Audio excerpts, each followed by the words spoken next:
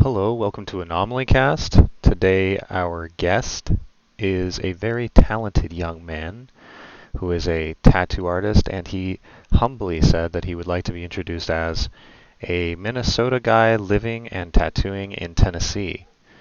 His tag is author of Plagues on Instagram because he does a lot of very dark natured artwork. If you're watching on YouTube right now, you can see some of his artwork here. He is very talented, as you can tell.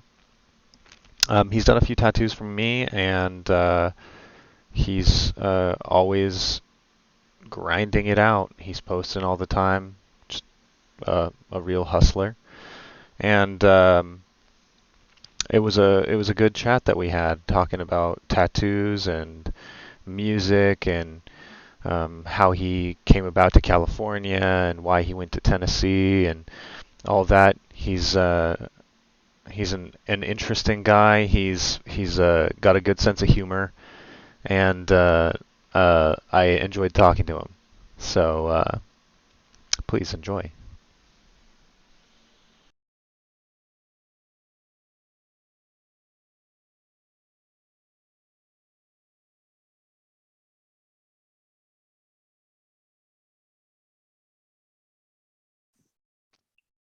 How's it going? What's up? Can you hear me? I can hear you. Okay, cool. Hey, man, thanks for doing So, this. yes, sir. So, how's Tennessee? It's going well. I'm really enjoying it out here. What was your reasons for going? Well, I've never really been a California guy, That's fair. being that I'm from Minnesota. I guess once I got to the point where I was like, all right, I know how to tattoo now. I'm going to leave. Hmm. So that's what I did. As far as Tennessee goes, it was really random. Um, my coworker David was looking for a place to go to and saw that uh, there's a shop hiring on Instagram, and he was stoked about it and saw that it was the vibe that he wanted and everything else. But then he noticed that it was in Knoxville, Tennessee, and he's like, "Oh man, that's like really far away." And I was like, "Dude, just like do a guest spot or whatever." It was probably his idea, but that's how I remember it. So he did a guest spot with the hope that they would hire him, and sure enough, they did. Uh, so then I was like, well, I mean, I have nothing holding me back in California, so I guess I'm going to Knoxville as well. So I moved out here a couple months after that, and then started searching for a place to work. Nice. Yes, sir. So, how'd you get into tattooing in the first place, or want to do it? Oh, by the way, how old are Well, you? 29. Okay, same. Yep. Hold on, I'm going to adjust my headphones here because I can't hear myself talk, Yeah, go for it. and it's quite frustrating. How do I do this? Hold on. What happened? There we go. Okay, cool. Um, how did I get into tattooing? I think I was like 13 or 14, and I was like, what was it? Miami Ink. Mm, You remember that show? yeah. Yeah, like before Kat Von D. I was watching that, and I mean, obviously, I knew about tattoos. Like you see tattoos all over the place, but after watching that show, I was like, that looks pretty fun. Uh, and I've always been drawing. Uh, you can ask my parents. I've always been doodling, just putting stuff on paper. And over the next few years, I thought about it more and more and more. So I actually bought a tattoo kit online. Had my dad sign off for it because I was too young, and he was super supportive of it. He was like, "Oh man, dude, you should do that for sure." So I got that in the mail, and I fooled around with it. I tattooed my dad, tattooed myself, tattooed a couple friends, and then my buddy got a tattoo from some guy that like he was pretty old, and he had actually worked with or knew personally or something. I think like the Sailor Jerry, because he was, I don't know, he was an older guy. I don't know if that's true, but that's what he said. Mm.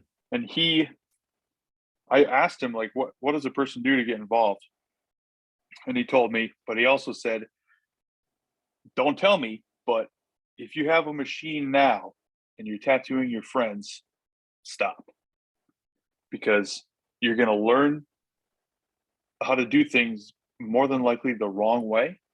And then when you get into the career, no one's going to hire you because you're probably doing it, you're hacking people up. So I was like, all right. So I got rid of my tattoo machine and everything. And I don't know, life happened. I got done with high school and I moved away and this and that, and I just kind of forgot about the whole tattoo thing.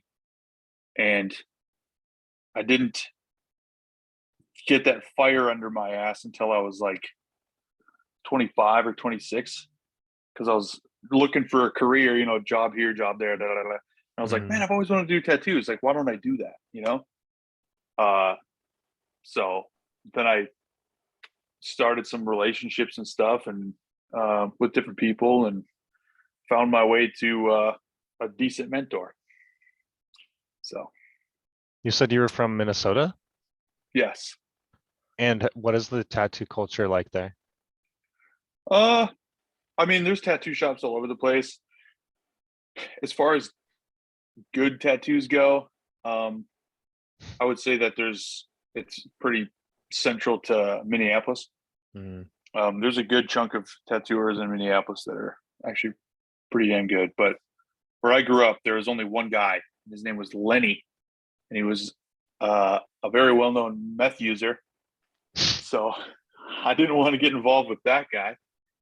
Uh, but I don't know. I think the whole apprenticeship thing was pretty intimidating, because you see it on TV and stuff. These kids just like just going through the ringer all the time, and I was like, man, I don't know if I want to. Like, that sounds like horrible.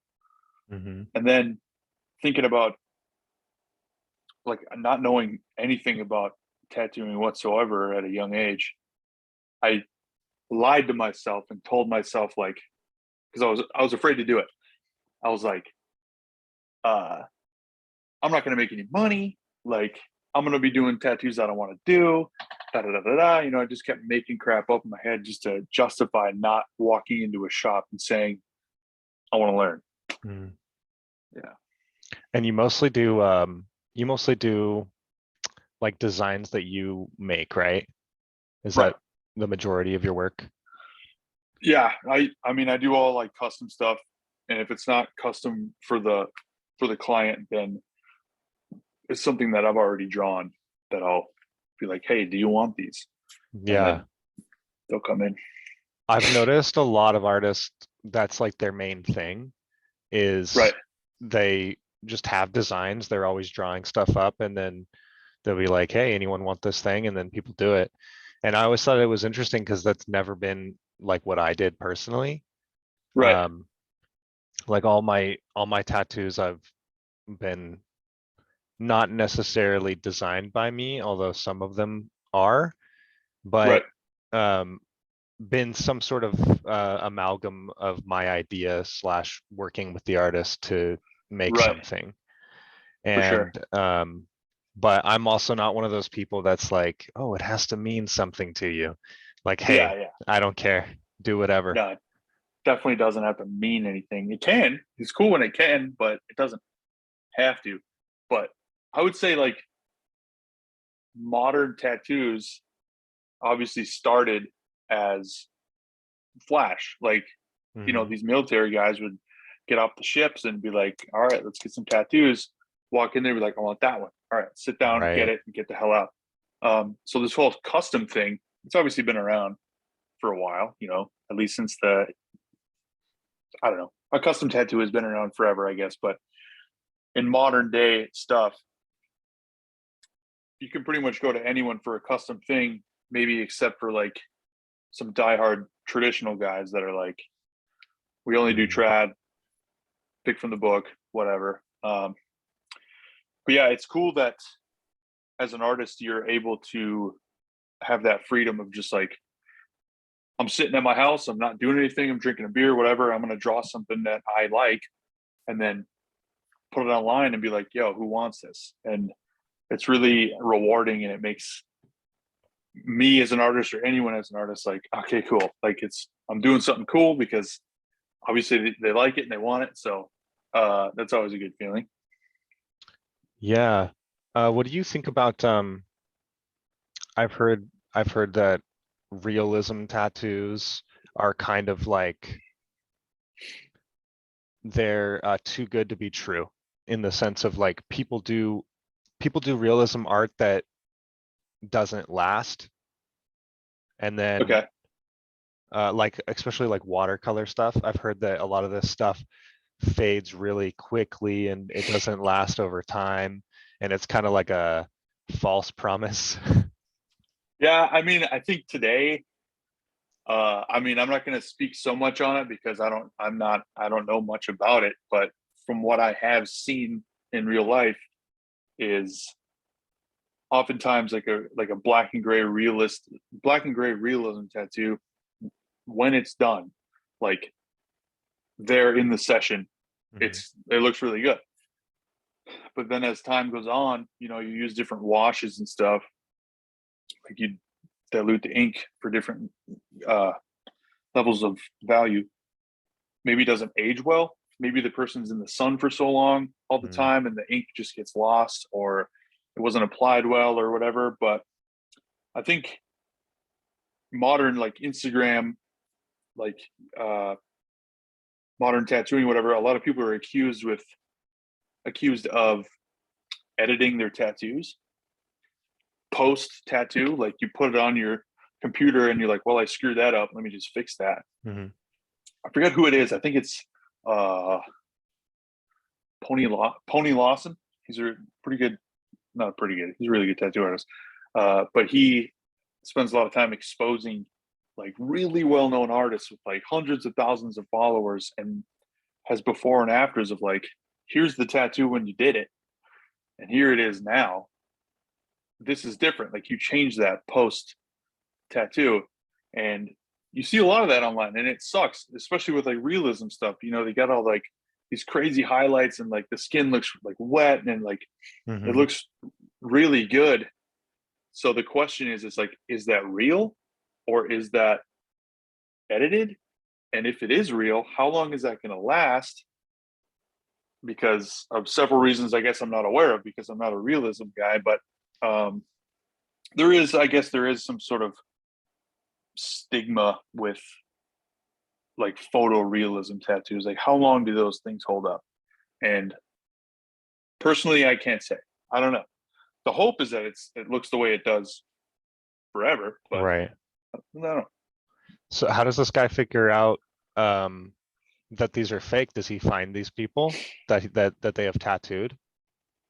As far as I know, I think he will like pay attention to what this dude's posting, and maybe he'll do like a, when he's done with the tattoo, he'll take like a video of the tattoo, you know, just kind of swooping Mm. over it, like check out this tat, and then he'll post a picture of it, and it's like, well, in the video, these lines were super shaky or like shallow, or this particular font was like it is here in the video, but then when you posted the photo, it looks like it is perfect. So I'm not sure what his methods are, but he definitely exposes people, and it's pretty interesting to see the lengths of like what people will go and do to make themselves be who they're not. I don't understand why they would do that. Maybe to get more clientele, but these are guys that have damn near 1 million followers. So Yeah, I don't know what they're like. what the goal Are you? is. Yeah, what's the goal? You already have the clout. You know, you already have the promise of clientele. So I don't know. Maybe at that level, you get such a huge ego that you're like, yeah, I screwed up, but there's no way that I'm gonna let people know about it. I have no idea. Yeah, they're just afraid of looking like they made a mistake. Yeah, like maybe they're at such a level that they're like, I can't post it. Like I spent 9 hours on this tattoo and it sucks. Like there's no way I can Hmm. post this. So maybe I don't know. But I feel like generally the general public, they don't see those things. They're not looking for those things. I would almost assume that if people were to edit their tattoos, it's almost for competition wise, you Hmm. know? Because maybe like artist A notices that artist B screwed up. Like, is there going to be some sort of like artist B is going to lose all of his clients to artist A? I have no idea, but I would argue that most people don't know what to look for, or because I mean, with tattoos at that level, if you, I mean, you're doing that well, you have that much of a following and stuff. Obviously, you're doing something right. If you see anything wrong in those tattoos, like you're looking for it, and you probably have the knowledge. You're probably a tattoo artist, but like Joe Schmo on the street, he sees that tattoo, he's gonna be like, "Oh hell yeah, that's perfect. I see nothing wrong with it." So I Hmm. don't know what the goal is with editing your tattoos. Like you're a human being, you're putting a needle into someone's skin, and you're creating an image. Like I guess to expect absolute perfection from that person, like zero flaws whatsoever, is kind of ridiculous because I don't know. Look at artwork everywhere. Like it can be any sort of painting or drawing or whatever. It's not going to be perfect. Like Yeah. there's going to be little things here and there. Like I don't know. But as far as editing goes, I don't know why they're doing that. And I've told people a bunch of times that are interested in getting tattoos, they're like, oh, I want this type of thing. And they try to explain this idea that they have in their head.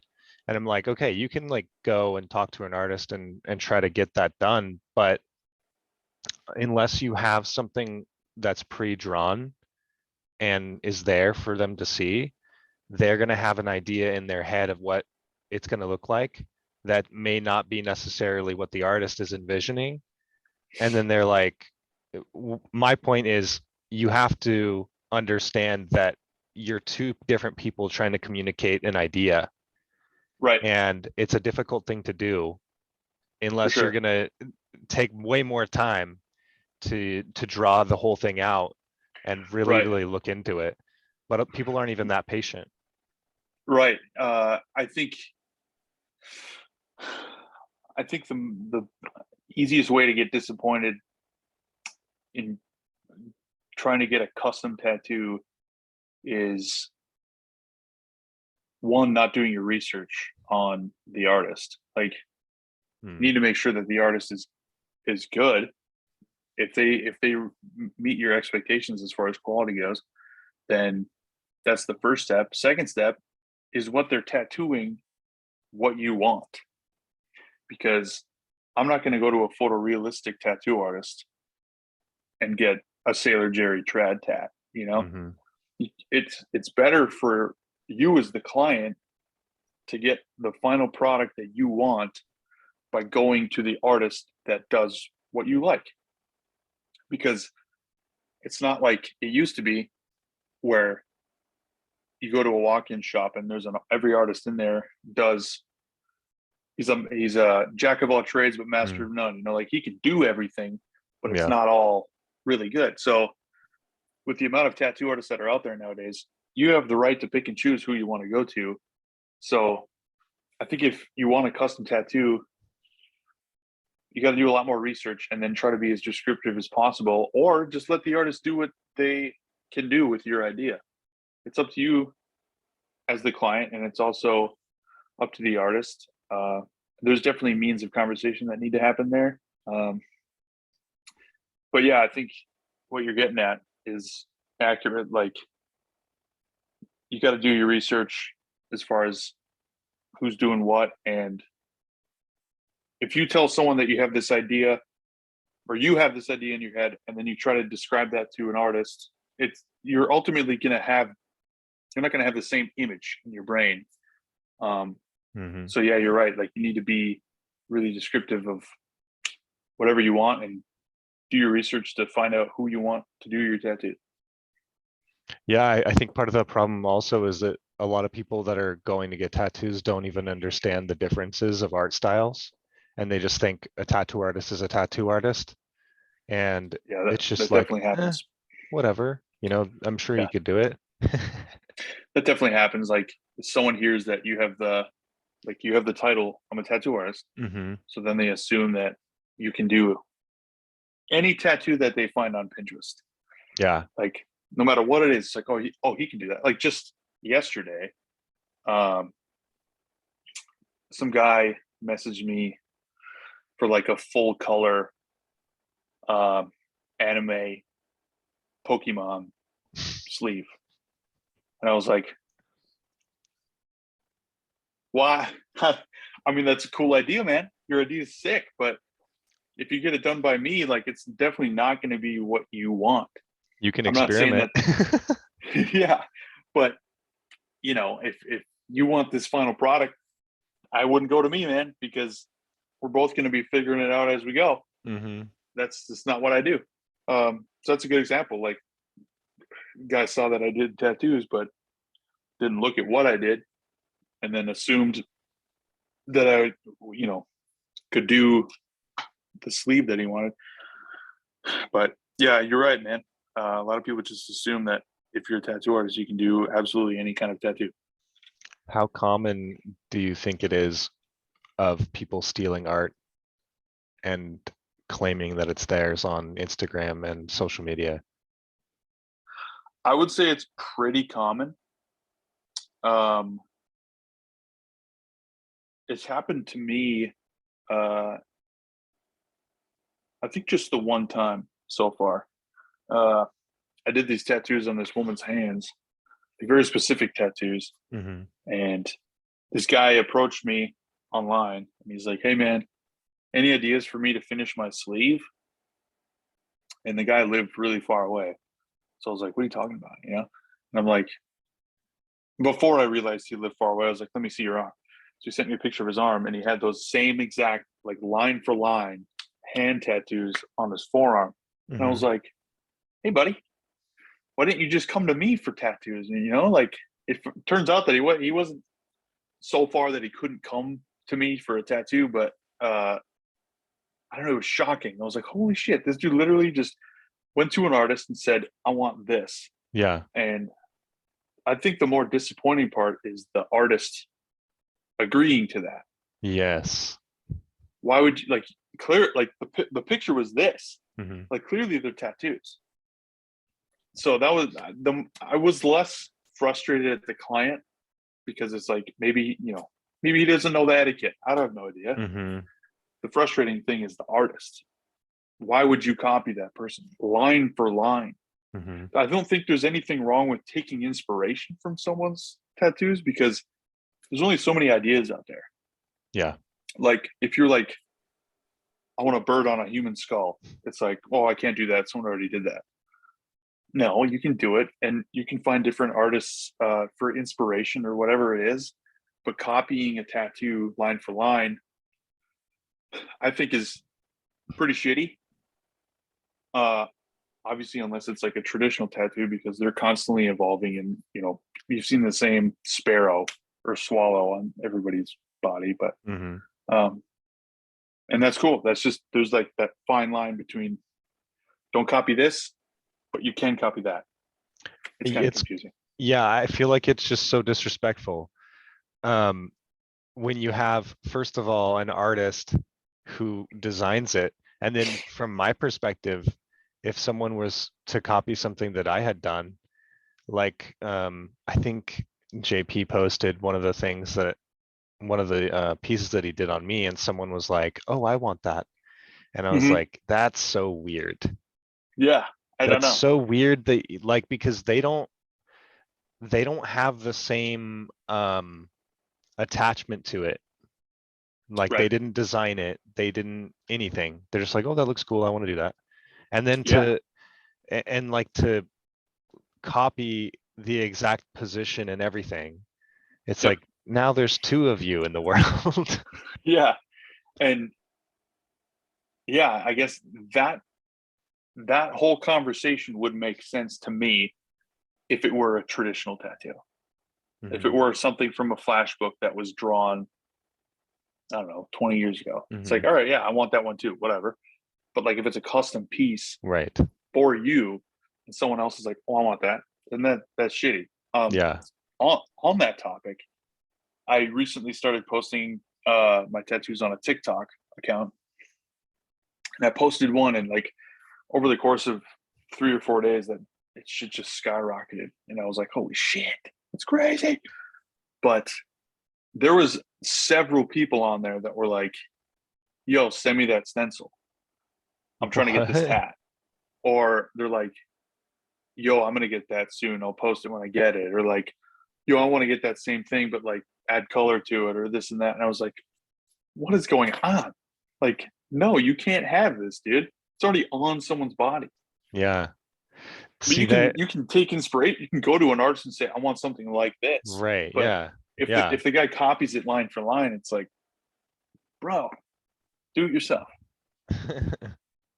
There's two parts to that because one, when you have social media, you're reaching people everywhere. And so you can show your art to so many different people, but there's also a disconnect because people just see someone's artwork on the internet and they're like, whatever. They don't attach a person to it. Right. They don't attach an artist. They just are like, wow, that's a cool design. And they're just Yep. gonna, go take it wherever.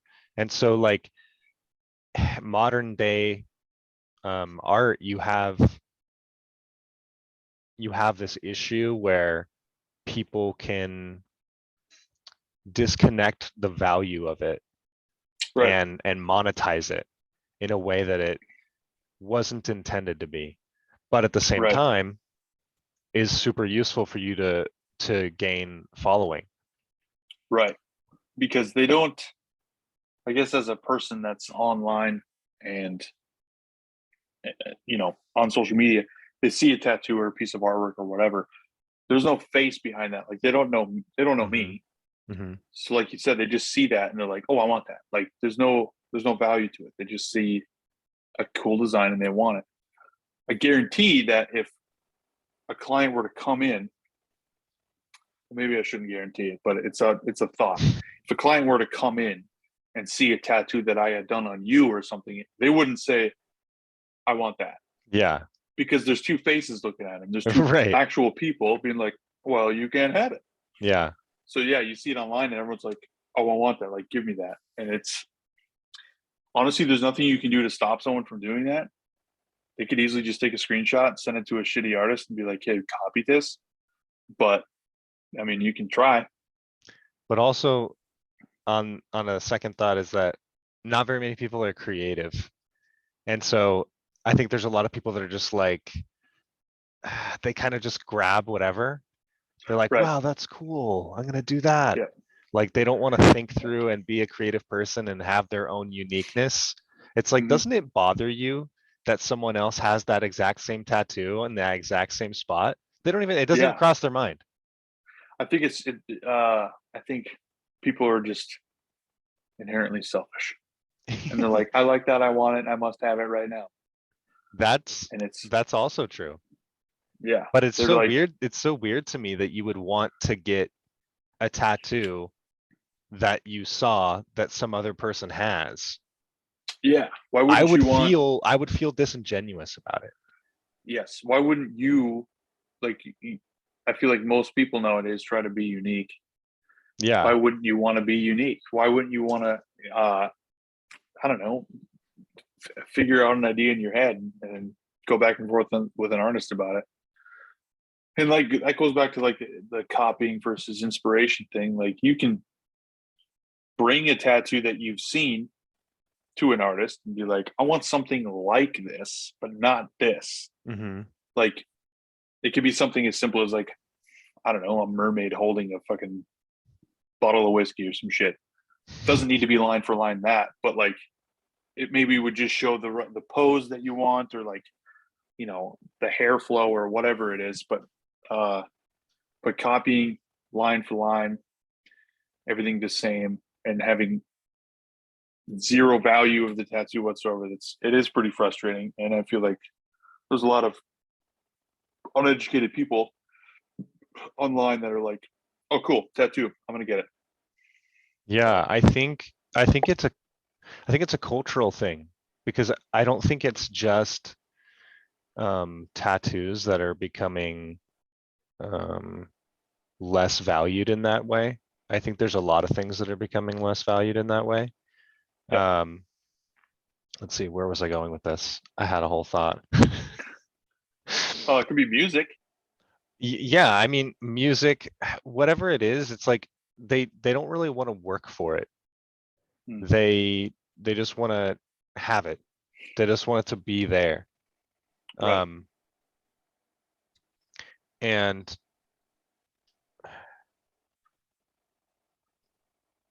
it's a weird thing because I think that our culture's losing value of things that are difficult to obtain. They want the easy way out. Yeah, They want to attain something the easiest way possible, and then claim they went through hell or high water to get it. right. Whatever Yeah, that may be. I would say that. Whatever it is, yeah. I mean, on on the internet, you see a lot of that because generally, if someone's on the internet portraying a lot of their own opinions and stuff, they're probably pretty full of themselves. So they'll probably, True. steal content from this person or that person, or just make up stories or whatever it is, just to get some decent attention, and then claim that they've been through hell to get to where they are. And again, it's like, doesn't matter what it is or anything. It's like people are selfish and they want to be unique without being unique at all. And I don't know. It's very confusing. Yeah, I've I recently grew my mustache out and people Mhm. keep asking me, "Oh, have you seen the new what is it? Tom Cruise movie? Oh, Top Gun. Top Gun." Yeah, they're like, "Have you Yeah. seen the new Top Gun?" And I'm like, "No, I hate Tom Cruise so much." Like like but several people have asked me this, right? And they're Yeah. like, "Yeah, well like all the guys are growing their mustache out because they saw the movie." Right. I'm like, "That's so sad." Yeah. First I of don't all, think it has terrible timing anything to for do with the me. movie. Yeah. Terrible timing for me. But also like I can't believe that people are going to see Top Gun and then taking style advice from Tom Cruise. It's not even Tom Cruise. It's his Miles Teller. Oh, okay. I don't know. Yeah. Yeah. Tom Cruise is clean shaven, but Miles Teller has this big fucking mustache, and it's obviously a callback to the original Top Gun. But Uh-huh. I get what you're saying. It is kind of ridiculous. Like, go to a movie and then be inspired by whatever's going on in that movie, and then carrying it with you outside of the theater with your everyday life. It's pretty goofy. Yeah, I mean, I'm all for like being inspired, Yeah. but maybe be inspired by something a little bit more meaningful than that. Than a mustache. Yeah. I mean, as far as I know, the mustache has been around for quite some time, Oh and I yeah. don't think. There's some shorter versions that you can't have anymore. Yes, exactly. You get murdered. But uh, to say that a movie that came out a month ago has everything to do with a style of facial hair is kind of ridiculous.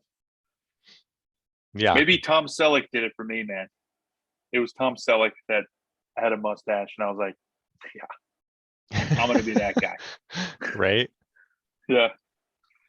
Now, I heard, well, I didn't hear, but I think I've seen you post some things about music or being in a band at some point.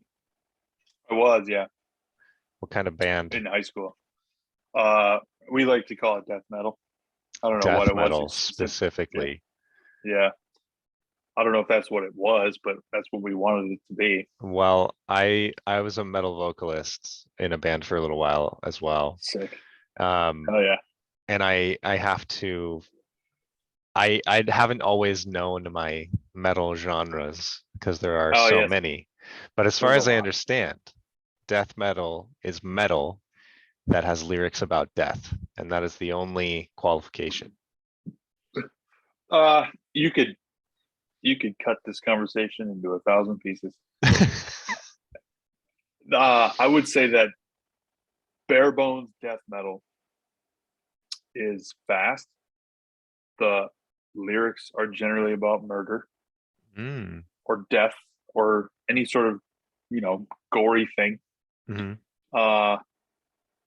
the imagery of that band will generally be, long-haired, grungy-looking dudes. And their album covers are always going to be gory.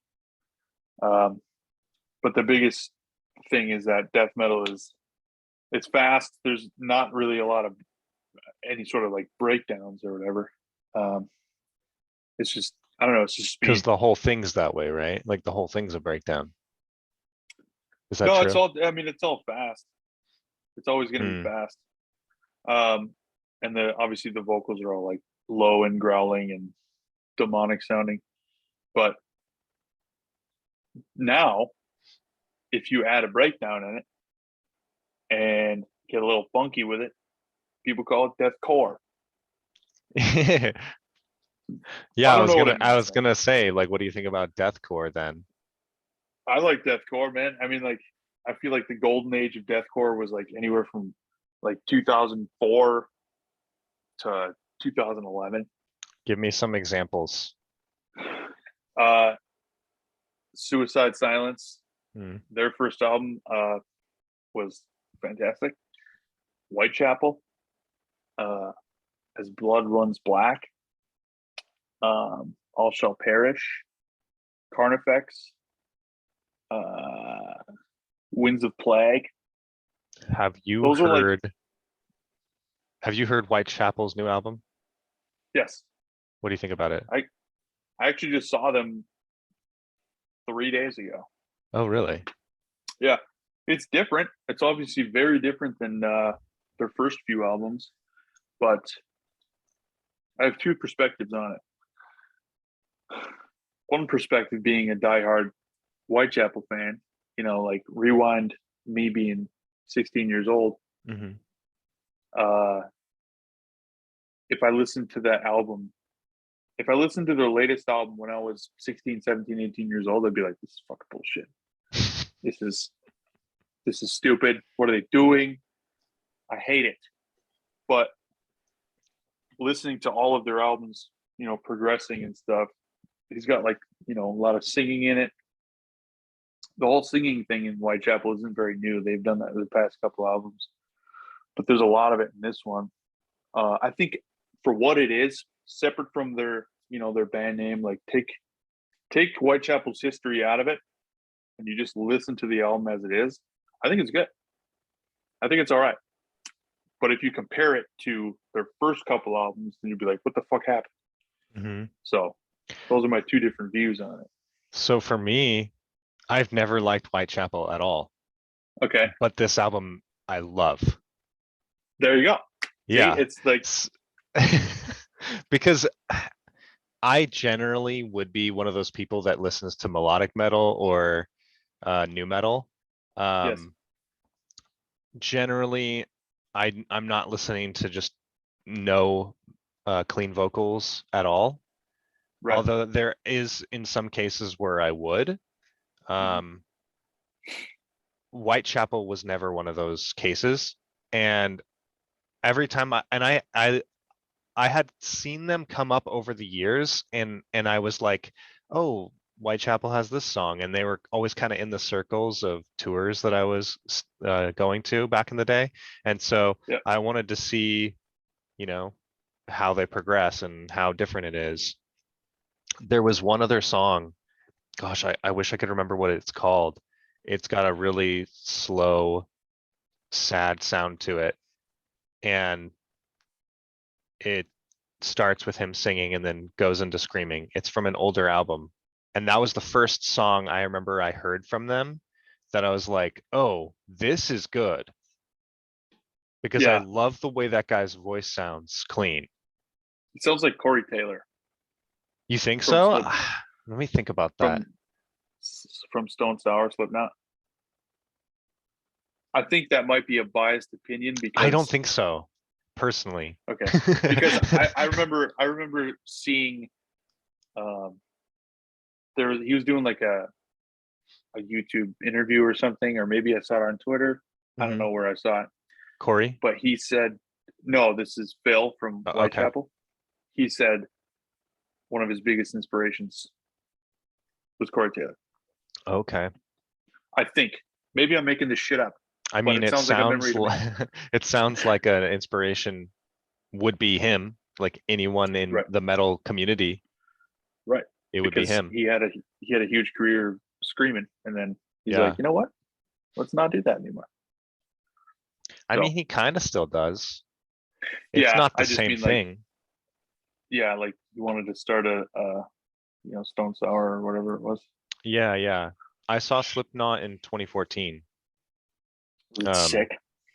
at Knotfest.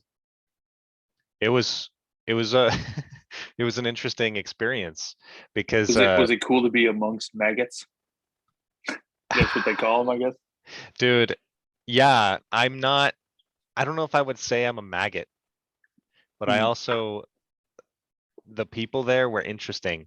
They Yeah. when it got cold at night, everyone started burning plastic and Oh, gathering sick. around gathering around these fires, and these guys were stoned out of their mind, and they were just like, if you want to be near the fire, you have to contribute.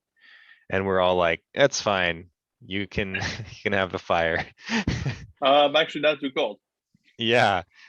And then people were asking if we had any blow to sell them. Wow, Yeah, that's crazy. it was interesting. They had cow heads on spikes there. Oh, that's sick. Um, but yeah, it was a cool experience, but weird. We were so far from the stage though for the main stage for Slipknot. Mm, It was hard to really appreciate the whole thing. right. It kind of But felt like you weren't even there. yeah, um, but yeah, that new Whitechapel album, I've listened to a ton. Like Yep. that came out what, a month or two ago? Maybe 3 months. Uh, yeah, it came out when I was still in California, Yeah. so I think it came out in late February, maybe early March. Yeah, that sounds about right. Yeah, somewhere Yeah, I around. listened to it a ton. Um, I think that their lyrics and intent is often overlooked by Yeah, the way that it sounds. yeah, I'd say that. I think it's good though. I think the song Hickory Creek. I think he's singing about his mom or something. I like Hickory that song a Creek, lot. is I that on think an that's the older one. album? It's on. Let me look at it right now. Hickory Creek. White. It's on the Valley album. It's the most recent one before the current one. Hmm. I think I started listening to it and then I was like, yeah, this is like old Whitechapel. I don't want to listen to it. Yeah, I would say that the the Valley is it's mostly screaming and stuff, but Uh-huh. every couple songs there's like a singing segment in it. Whereas the new one, as far as I know, I haven't listened to the whole thing enough to recall. Uh-huh. But as far as I know, is there a couple songs in there that it's just singing? Let me think. I think Anti-Cure is. Okay, I think there's a song later in, um, I think it's called Without Us. okay, it's There's a mostly few. singing. There's a few that are pretty much just singing. Let me see. But the song I really like on that album is the first song. Um, I will find you. yeah, I Will Find You. And the thing that I Okay. love about that song is the clean vocals towards the end, where, let's see, the first line is, I think he says, I used to think that I left something behind, Yeah. and that something is me, or Oh, something okay. like that. Um, in any case, like just the way that the melody works is so it's fantastic. It It's like just works. it's top tier. Hell Yeah. yeah. Yeah, I'll have to give it another listen because I listened through it when it came out, but I don't know if I've touched it again since then. So I'll have to replenish my taste on that. So what did you play when you were doing music? I played the guitar, and Do you still then play? when we would, yeah, every once in a while, Hmm. it's sitting right here. But uh, yeah, I wrote pretty much. I wrote all the songs. Hmm. Um, I don't know how many we had. We had definitely more than like 20, Hmm. somewhere around there. But then when we would record, which we didn't do much of, I would help out with the vocals and stuff. And then after that, that particular band, me and a buddy of mine that was in the band, basically just did our own thing, and we recorded a couple songs, but it didn't really go anywhere. It was mainly just for fun. Like we weren't trying anything. We weren't trying to like go places with it. You know, we were Hmm. just a couple of high school kids screwing around in a band. I mean, it went on into college too, but yeah, I don't know. I don't. There wasn't really like a end goal Hmm. for it. It was just fun. But Do you think yeah, you'll ever do music again? I want to. Uh, my current roommate and I, we always talk about doing it. We haven't done it yet, but I mean, every once in a while, I'll tinker around on my guitar, try to write something.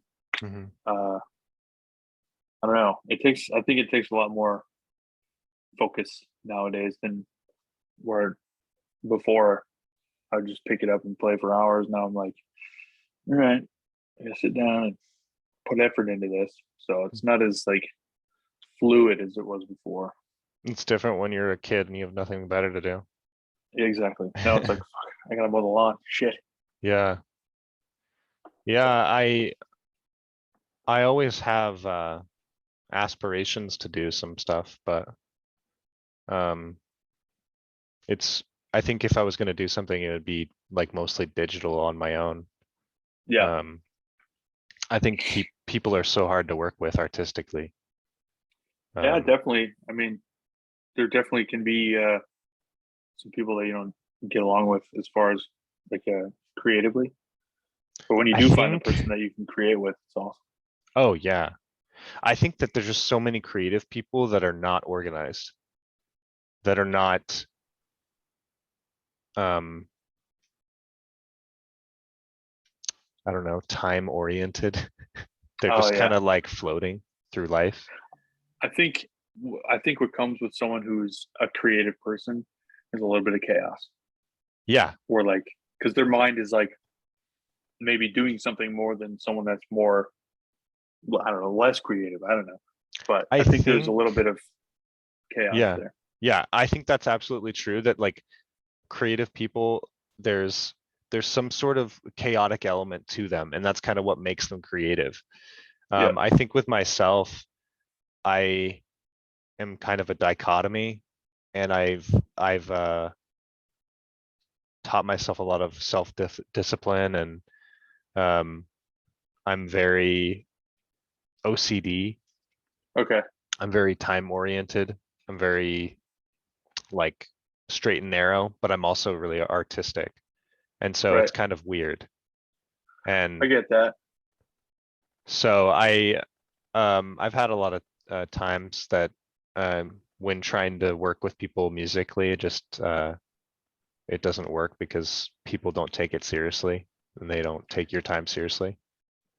Yeah, there was a couple, I mean, several times where when I was in a band and we would be practicing, it was really hard to get everyone on base, like, Hmm. we're here for a reason. Let's make some music, because they're just, Yeah. screwing around. Or uh, I think that's maybe one of the main reasons that we didn't advance past where we were.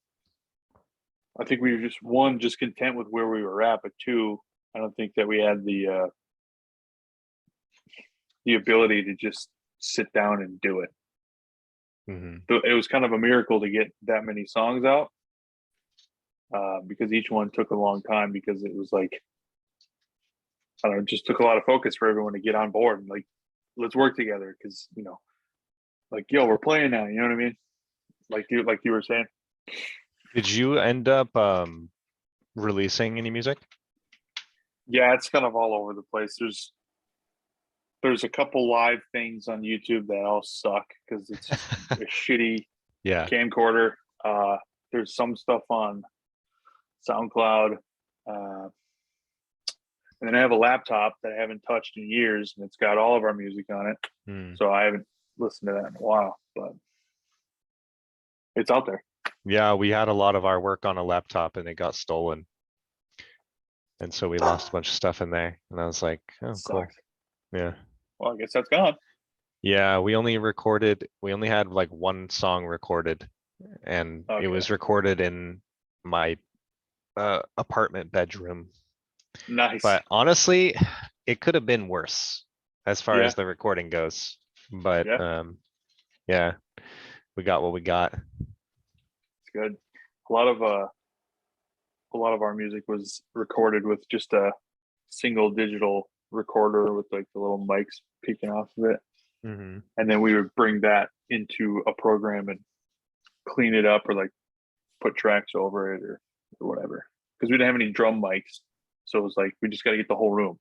Yeah. We can't, it just made things difficult. But we managed. Do you have any secret hobbies that people don't know about? Secret hobby. I like reading Berserk. Is this what is this? It's an anime. Oh, It's like a manga. Okay. I frown upon anime. Well, it's a manga, dude. It's a chill. Gotcha. Yeah, I mean, honestly, I haven't read any of the books in a couple months because maybe a few months because of when I moved. But I got introduced to that series because the main character in there, his name is Guts. He's a super gnarly guy. Guts, that's one of your metal songs? No. But I did a tattoo of him on someone and I was like, who the hell is this? And he told me a little bit about it. I was like, that's very interesting. So I started reading it and then got pretty hooked. So that's cool. Other than that, secret hobby. It's not really a secret, but I like fishing. Yeah. Do you like hunting? Oh yeah, big time. What do you hunt? The majority of my hunting has been for white-tailed deer. With a rifle? Yes, sir. Ever want to bow hunt? Right there. Have I ever wanted to bow hunt? Yes. I have a bow. I just never have. And I've been training. I've never hunted though. Okay. My dad has always been a fisherman. And nice. we would always go on fishing trips every year, and I hate fishing. Oh yeah. Actually, I've hated fishing my whole life. And I recently this past year was like, okay, fine, I'll do it. And it's all right. But yeah, it's okay. I lure fish because I can't not do anything. Right. So you're constantly like, I'm just out there casting and reeling it back in. Because if I just sit there, I'll fall asleep. That's what I did when I was a kid with my grandpa. We just put a fucking minnow on a hook and throw it out in the water and just sit around. Yeah. That shit's boring. But I think as an adult, like I'll be doing tattoos and I'm like, running errands or whatever, drawing all the time. I'm like, I just want to like do nothing, but not on the couch. Yeah. I'll go on my boat or I don't know, some river somewhere and just throw a line in. And it's like, I don't care if I catch anything or not. I'm just that makes sense to me. In nature. Yeah. It's like yoga, but for my brain. Yeah. So I don't know. I love that shit. How often do you go hunting? Well, I've only gone deer hunting in Minnesota. And the deer season up there, I believe, is like 3 weeks, 2 weekends, I think, maybe 3 weekends. I don't know. I always go the first week. and I've been doing that since I was, I think, 9 or 10. So I've been doing it for 20 years. I'm an experienced hunter. I mean, I only go fucking 1 week a year, but I've gone bird hunting and stuff. I went to North Dakota, southern Minnesota, for I was pheasant hunting, which was super cool. I definitely want to get into turkey hunting because apparently turkey hunting is a big deal here in East Tennessee. Hmm. I wanted to go deer hunting out here, but apparently that deer hunting in this part of the state isn't very abundant. So I'll just go back to Minnesota for that. What's the reason for But that lack of abundancy? Is it just the numbers of deer? yeah, I guess over the past several years, the numbers have just dwindled because I think a big factor of that is that a lot of people are moving to Tennessee, so they're probably cutting Hmm. down property and whatever the reason may be. I don't know, but that's They're my limiting assumption. tags on it. Uh, that or the deer are just running the hell out of here. They're like, "Yep, this place Hmm. sucks now, so we're gonna go somewhere else." I don't know. It's pretty interesting. Have you ever had any of your deer mounted? No, I have the right hand Oh, nice. Beautiful. little little 6 pointer. Got that one a couple years ago. It's pretty sick. But no, I've never gotten any of them mounted or anything. We've always just done the European mount, I guess you would say. You just rip the head off the son of a bitch. You know what I hate about almost always when they take a deer or anything that has antlers or horns, is they take the mandible off. Oh yeah, And I'm always disappointed by that because I try to keep all the mandibles of everything. like that. Yeah. Well, the reason ours, so my uncle and I did that at the same time. Hmm. We cut the deer's head off, um, and then just buried it Hmm. for a year. Let all the bugs eat it, and the mandible was like rotted. Like it was just gone. It was It like was it was deteriorating. yeah. You know, So you probably don't need to bury it for a year. probably So, not. um, speaking But from it was someone win. who has experience with this, you But can it was probably bury it for about a month. But what you want is a lot of water and heat. okay. So if you bury Well, it in the warmer part of the year and you yeah, just make sure that there's moisture, it's gonna just melt away the flesh on that thing. I had a right. I had some skulls recently that I did that way, and it only takes about a month. It's crazy. Well, we shot these in the beginning of November, Hmm. and the ground wouldn't have warmed up enough Yeah. for bugs or anything for November, December, like 7 months, dude, six Yeah. months. So we just dug a hole in the frozen ground and let them sit and see what happened. It wasn't a year. I mean, we pulled them out when it was summertime, Oh, okay. so it was probably like almost a year, like 8 months or 7 months or something.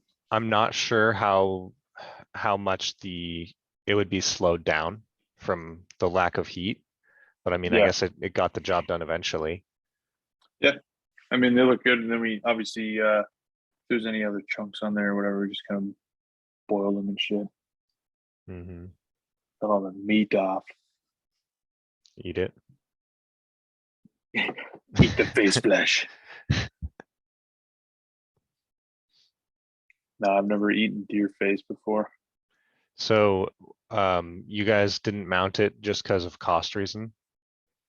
Yeah, and it wasn't like an impressive deer. It wasn't like a holy shit, I want that on my wall. Yeah, But I think the major thing was just it's pricey, and it you is. gotta cut it up correctly and make sure that you don't ruin the fur and all that shit. It just wasn't worth it. So Yeah. for what it is, if it was like a big huge non-typical 12 pointer or something, I'd be like, oh hell yeah, putting that on my wall. Yeah. But Do you know how to dress it in the way that you would be preserving the hide for that? I'm aware of how to do it, but I've never done it. As far as Hmm. like where to cut it and all that kind of stuff, Hmm. yeah, I've seen it done, but I don't like. I've never personally done that. Okay. So it'd be a cool skill to learn. If I ever get a monster of a deer, I should probably figure that out, but not yet. Yeah, you might want to know. Yeah, exactly. Yeah, A good skill to learn. I'm trying to learn taxidermy. I did the first thing that I did was a rat head, and How'd that go? it did all right. You can barely see it above my head here. It's right there. Look at that. Oh, hell yeah. There it is. It's still beautiful. Yes, sir. Dude, it's so hard to ship those things. Oh, I can imagine it's a nightmare. I've been having issues with certain projects that I've been doing where just like something will break. It's really difficult. That's frustrating. Yeah, the rat turned all right, and then I did a squirrel, a full body squirrel, and that turned Sick. out close to perfect. Hell yeah. Well, I'm not gonna say close to perfect, but for the It's first close. time that I've ever done a squirrel, I was so happy about it.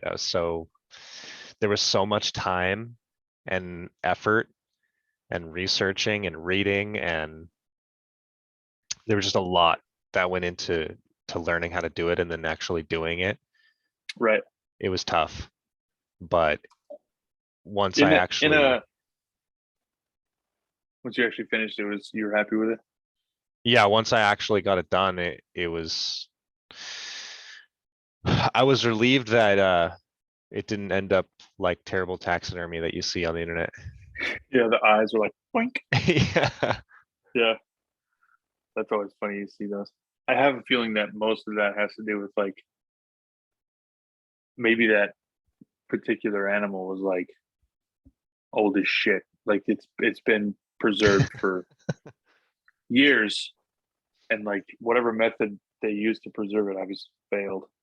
But I don't know. I mean, can you imagine being a customer and you're like, you spend all this money on a deer mount, and the deer comes out with like a broken nose and a fucking crooked eye and shit? Right. Just what the hell's going on here? It's weird because after I did it, I was like, how do people mess up that bad? Yeah, I was I feel the like, same way about tattoos. you have to not care. Yes. It's kind of like driving. I say that about driving a lot. You're only bad at driving if you want to be bad at driving. Yes. It's like, You have to make a conscious decision. I don't give a shit what happens to me. yeah, And then you end up hitting somebody. yeah, Like, pay attention. exactly. And yeah, generally, I mean, that's probably what happens because either people are on their phone or they just don't give a shit. And they're like, I'm going to drive 60 miles per hour over the fucking speed limit. And I don't care what happens. Exactly. Stupid. Do you ever go ocean fishing? I had once. How was that? It was sick. It's nothing like freshwater fishing. Like, you put the hook in the water, boom, you got a fish every single time. Wow. Yes. And it was almost like, it was like, I don't know, it felt like a race. It was like, all right, put them in. And you're like, oh, I got another one. Like every single time I ended up catching a shark. Whoa, what kind? It was, I think they called it like a sand shark. It was like, Okay. I don't know, it was like 4 feet long.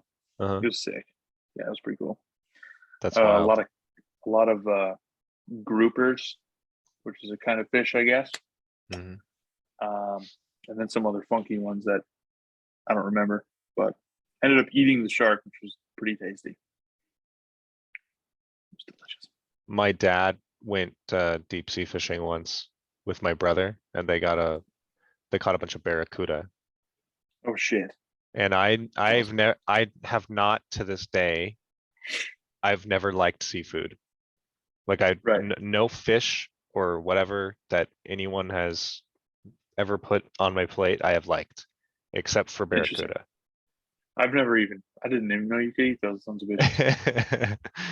Yeah, they smoked it, and maybe that helped because I don't really like fishy taste, but um yeah, barracuda was the only thing that I liked. Did you listen to Heart the whole time you ate it? Listen to Heart. Yeah, because they have that song Barracuda. Dude, I That don't was a have corny joke. I don't even have the reference, so that makes it harder Oh, for you. damn it. Someone will get it. Somebody will. It's a very well-known song, I must say. Yeah, I'm not much for well-known things, I guess. Okay. Well, dude, I'm not very you should look it up. conventional. It's a good song. It's the band is called Heart. Yeah. Yeah, see, I don't even It's two ladies in I think they started in the 70s. Okay. They have dude, they're so well known, man. I'm gonna look up like their most popular songs here. Heart. Yeah, Barracuda. Crazy on You. These Dreams. Nope. I can almost guarantee that if you listen to one of those songs, you'd be like, oh, because it's in like every movie about anything. I mean, Okay. it's they have 299 million plays on Spotify. That's wild. Yeah. I also don't watch movies. It's very Well, then uncommon. I guess you're SOL, dude. You're never Well, gonna hear that song again. I just don't understand how I have a mustache, but I've never seen Top Gun. That's a good question. I feel like you're lying to me. You've probably seen the movie. Right? I'm Yeah. secretly inspired. I actually just watched it last night. Oh, really? Did you like it? And I gotta say, yeah, I did. I keep I hearing did. it's great, but It's objectively a really good movie. it's so hard for me to accept that. Yeah. I don't know. I mean, it's really good. It's cool because it's like there's no like what am I trying to say here? You know how some movies they have like a message, like maybe it's political or whatever the hell it may be. Yeah, This movie didn't have that. It was just like a good, heartwarming film with a lot of action. that's good when there's no political agenda. I hate that shit when there is. Yeah, You're like, can we just watch the movie without bringing that crap into it? yeah. God. Did you see the original Avatar with the blue people? Yes. Um, and they're trying to create this vibe of like the Americans coming and colonizing the natives. Yes. I was like, I can't.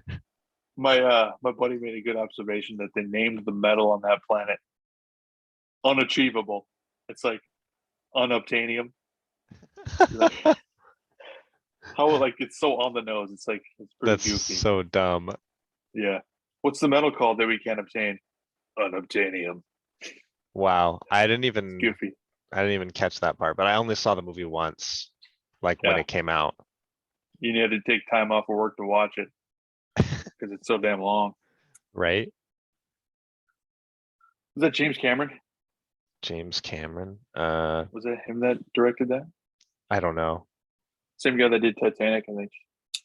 You know what movies I do like are A21 films. A24. Yeah. Yeah. Yeah, they're good, dude. They're good. I watched there's one that came out I think earlier this year, or Mhm. maybe late last year called Lamb. Dude, Did you watch that? I love that movie. You did? I love that movie, dude. That movie ended and I was like, what the fuck did I just watch? I thought it was so funny. I'm like, Dude, what I the fuck is loved going that on? movie. I wasn't in the right mood, I think. Like I was waiting for a movie that was the exact opposite of what that was. Like because I had this idea of what I was going to be seeing, Uh-huh. and my expectations were never met throughout the whole movie. So by the end of it, I was like, what the fuck just happened? I mean, I get what happened. I know what the movie's about and everything else, but I was just so blindsided. I was like, what the fuck is I going on? was I was kind of I think what really blindsided me was just the end part Oh yeah, when he just gets shot. And I was yeah. like, huh? That's the last thing I was expecting. Right, I thought it was just gonna be like some demon thing. but it Right. was like literally Like like a a goat goat. man, Yeah, a goat god. yeah. I And wonder if that's so, what was that Iceland um, or Greenland, or I don't remember I where the hell think they it were. was Iceland, something I like wonder if that. I wonder if there's some sort of Icelandic lore that we're unaware of that has to do with I that. not that not that I'm aware of, because we kind of looked into it after the movie, but um, yeah, the I got into A24 because of The Witch. Have you seen that? Yes, What do you think super about good, that? Yeah, super good with Black Phillip. yes. Yeah, super good. When I first saw The Witch, I was like, this is the dumbest movie I've ever seen in my life. But then Did you finish it? yeah, Okay. but then I watched it. I like kept thinking about it, and then I watched it again, and um, I was like, what? I was like, there's something about this movie that I do like, and I don't know what it Yeah, is. And yeah. then after I like saw it a second time, I was like, you know what? I actually really like this. I did a similar thing. I started watching it. And I got like, I think it's a pretty long movie. I think I got like an hour in, maybe less than that, and I couldn't understand what the hell they were saying because they had such a thick accent. And on top of that, I didn't understand where the hell the movie was going. So I was like, I give up. I don't know what the fuck. This movie sucks. But then I kept hearing things about it, so I was like, I'll give it another shot, and I'll put the subtitles on. Sure enough, it was a really good fucking movie. Dude, and the acting in that movie is top notch. Yeah, it's And super good. the way that they spoke the old English of that time period, and they had the set that was all designed from that time period. I guess it was Yeah, built that way too. yeah. And I guess the guy that directed the film, what's his name? I don't remember his exact name, but he said that he was more interested in witches than he was in directing movies. Interesting. I was like, that's how you make a good movie. That's how you could make a good witch movie. Yeah, a good witch movie. Not a Damn. good any other thing. But Yeah. yeah, and I was like, that's the type of person that you need to work on these type of films Right. because they're so passionate and detail oriented about it, Right. and it just makes the movie excellent. I'm looking up A24 movies right now. Have you seen the new Spiderhead? Spiderhead, It came out like a month ago, maybe less. is that by them? It's yeah, it's with Miles Never, Teller. I haven't heard about that one. It's brand new. It's with Miles Teller and um, Thor. I forget his name, Hmm. and some other chick. Really good, really creepy. Hmm. Like just a thinker. Um, what's another Midsummer, one that did they do that one too? yeah, That one's fucking great. genius, right? Super good. Um, They also A24 did did all of them. Hereditary. I fucking love Hereditary. I think Hereditary is probably one of my favorite horror films. I saw it one time and I thought it was good, but I was like, I Yeah, need to see this again so that I can fully understand exactly what happened because there was so much nuance and there was so many little details that you have to really be paying attention to see it. right. Yeah. I think I watched it the first time I watched it. I had a couple theories, but I was like, Hmm. I don't think I understand completely what was going on. Hmm. So I gave it another shot and I, figured it out. But yeah, Hereditary is fucking something else, man. That movie's creepy as shit. Yeah, This can't be right. A24 didn't do all of these movies. they've been getting a lot of traction lately. It seemed like they used to just come out with a movie every so often, and now it Yeah. feels like a lot. This list on Google is like, seems like they made every movie in the past fucking 3 years. Yeah, I there's no know. way. This list is wrong because it says that A24 did The Dark Knight Rises. Yeah, no, they did not. I don't understand what. Maybe maybe A24 means something else. I don't fucking know. Films produced. Have you seen X? X. No. It's a new horror movie just called X. Mm-mm. It's got a very similar vibe to like Texas Chainsaw Massacre or something from Mm. back in the day. This is pretty damn good.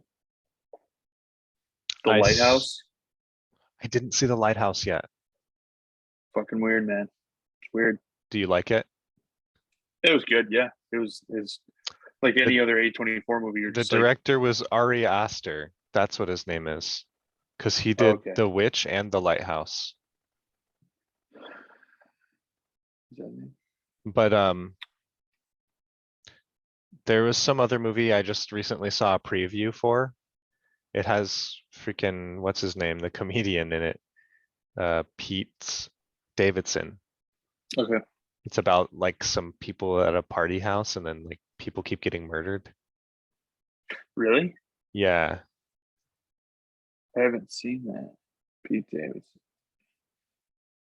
movie.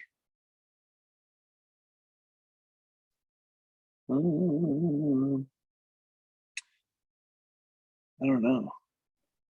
Good Morning. Is it called Good Mm, Morning? I don't think so. I think it's That just, like the same word like 3 times or something like that. oh, weird. I don't know. Saw a Not seen preview of it when we saw the Nicolas Cage movie. Did you Oh, see that? the where Nicolas Cage plays Nicolas Cage. Yeah, Did you like it? it was great. Yeah, I want to see it really bad. It looks fucking hilarious. Yeah, it's funny.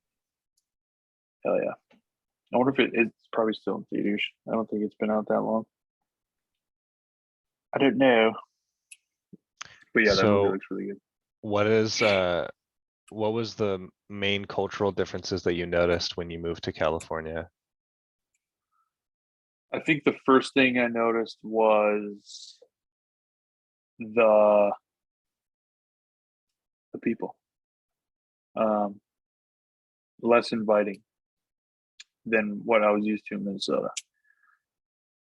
The first thing I noticed when I was out there, I was like, okay, this is very different. Was Mm. I was walking to work and there was a woman walking towards me and I punched her in the face and I was kidding. No, I was just like, oh, good morning. And instead of just being like, good morning, she just straight up walked into the street around the parked car to avoid me and then got back on the sidewalk. I was like, what the hell? Hmm. And it seemed like this is general because there's a lot of really nice people in California, obviously. But it seems like a lot of people are just like constantly on their guard. Like you talk to a stranger, they're automatically going to assume that you're asking them for money, Yeah. or you know, Well, especially there's a lot you. of yeah. I look like this, but uh, also notice that there's a lot of entitlement, and it doesn't matter who you are. It seems like it's within anybody out there, and that was pretty frustrating to come across because I'm like, really? Like, does everyone think that they're God's gift to earth down here? Mm. Um, Especially working in the restaurant industry. Holy shit. Everyone was a dick Yeah. all the time. It was crazy. And then moving over to Tennessee, which is a lot like Minnesota. Like you walk into a restaurant and everyone's really accommodating and you can't help but be nice to them. But over there, they're like, what can I get you? This is my worst day of my fucking life. Hmm. I don't deserve to be here. So I think that was the biggest thing. It was just the people overall. And obviously Yeah, the they traffic. say that most of the people in the LA area have main character syndrome. That's a fucking good way to put it. Me, like they're like, I'm important. Everyone Yeah, else around me is just a fucking cast member. yeah. Interesting. And But they're yeah, like always looking for clout. looking for validation. Hmm. They're looking for someone to be like, you did a fucking good job on that. Holy Mm-hmm. shit, you're awesome. And that ain't real life, brother. But I believe that main character syndrome. That's hilarious. I think part of it too is like when you have a lot of people just shoved into a small area, you're just more suspicious of people. You're Yeah. more on your I mean guard about people. the probability of something bad happening is obviously higher because there's more people there. Mm-hmm. And I think the whole main character thing may come from the fact that there's so many people that Joe Schmo feels like he doesn't fucking matter. So Mm-hmm. what's he gonna do to make it seem like he does matter? He's probably gonna put all this self-importance out there that no one really gives a shit about and makes him look like an asshole. Yeah.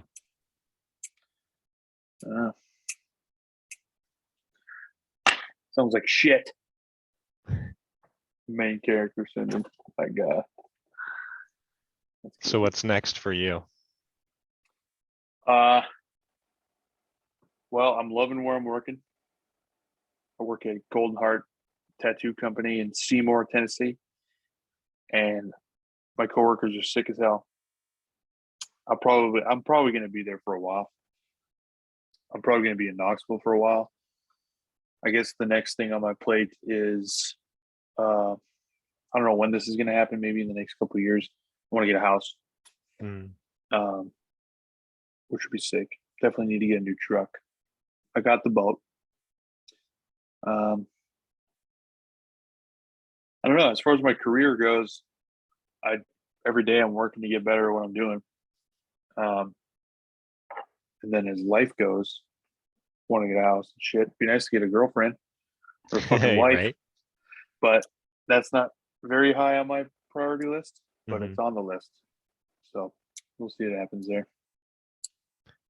My So dentist asked me how much my tattoos cost. And when I told him, he said he's in the wrong industry.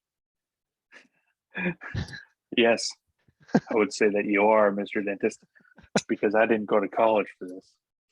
Right? Yeah, it's crazy, dude. It's nuts. I do well, I guess I should say. I'm doing all right. Yeah, I mean, it's tough work. It it can be very stressful depending on what you're doing. If I'm doing something that I drew myself,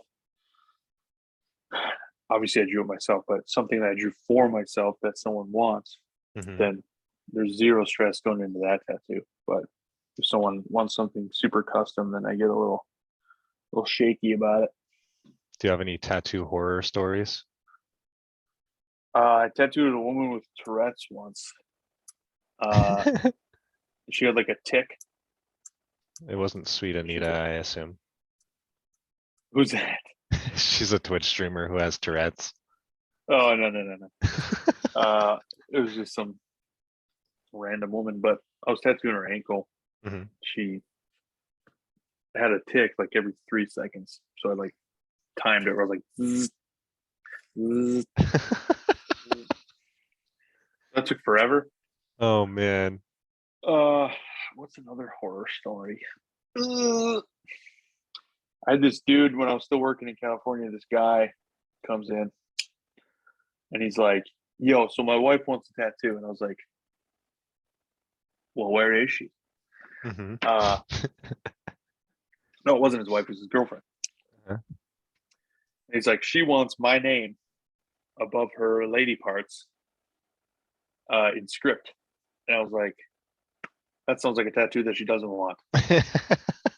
But the the weirdest thing about it was like, I want to see everyone's work, and I want to choose who's doing it, and then I want to go out to dinner with the guy to make sure he's a stand-up guy, because I'm not having some asshole touch my wife down there. And we're all just looking at each other like, I think it's best we don't do this tattoo, because we're all good people, but God forbid we're in the middle of a tattoo and we're right there, dude. What if what if my hand moves a little bit or some shit? I'm gonna get punched in the fucking mouth. So we're like, no, We're not going to do that. That sounds weird. Also, she's not here, and you're scheduling an appointment for your name on her body. That seems manipulative and weird. Yeah, So we're not doing it. Yeah, super odd. sounds like a good Uh, move. Yeah, uh, I'm surprised. I'd be surprised. Wouldn't be surprised if she was at home chained to a fucking chair. Yeah, I wouldn't either. Yeah, like, all right, bitch, we're going to get this tattoo. Let's go. Found the man. Yeah, Everyone's gonna situation. know who you belong to. Yeah, you're getting labeled, branded. Have you ever had to tattoo any weird spots? Yeah, I tattooed a woman in the same spot I was just talking about, Oh, okay. but it was her own doing. She made the decision to get it herself. Okay. That might have been the. I wouldn't say it's a weird spot. It's just maybe an uncomfortable spot. And uncommon. It is very uncommon. Um, but it's out there, dude. I haven't had anyone ask me to tattoo their butthole yet, so that's good. Would you I don't do know it? if I would. I don't fucking. I don't know. Because Depends on what. is there a It depends price? what it is. It depends on who it is and what it is. Is there a price? That depends on what it is and who it is. Bottom line is, it's $1,000. No, I'm just kidding. That's pretty cheap. That's starting. Oh, okay. $1,000 for a dot. Gotcha. I'm just playing with my cheap ass Amazon knife with this fucking thing. Pretty sick, dude. Looks nice. Doesn't flick open. I'm an idiot. Yeah, So, I mean, those are the most prominent tattoo stories I can think of. so as far as hunting goes, walk me through it. I do like deer stand hunting, like you're just sitting in one spot. So Oh, it's pretty yawn. simple. Yeah, it's pretty simple stuff, man. All you do is you get your gear, you go into the tree, and you sit and you fucking wait. That's what I was gonna ask you. I know you're a meat eater fan. Yeah, Me too. I am extreme fan. I think they're sick as hell. Yeah. They do a couple of deer hunting episodes where they hunt like that when they're in Wisconsin Hmm. with I forget his name, but he's that hunting guide, that older guy. Mm. They do one episode with two of the women that work at Meat Eater, and they're like they make their little deer stands out of logs and stuff on the ground, which Hmm. I don't do, but it's similar. Like you sit in a deer stand in a tree and just hang out, call them and stuff. Wait for them to show up. Have you ever thought about just eating meat? Yes, I have to How see what would seriously? happen to my body. I don't know because I've heard a lot of horror stories about it, like it fucks up your body, but then there's several cases where it does wonders. So Really, I don't what know. horror stories have you heard?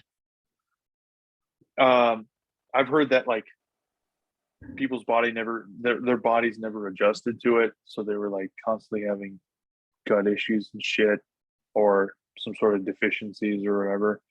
But Hmm. then you hear the success stories where it's like, I've never felt better, Yeah. and I'm super fit. I lost all this weight, and like, I mean, like Jordan Peterson and his daughter. I don't know Yeah, if his yeah. wife is doing it, but Yes, she is.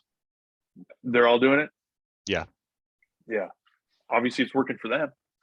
So I don't know. I think I would need to be steered in the right direction as far as. I mean, they only eat beef. Is that right?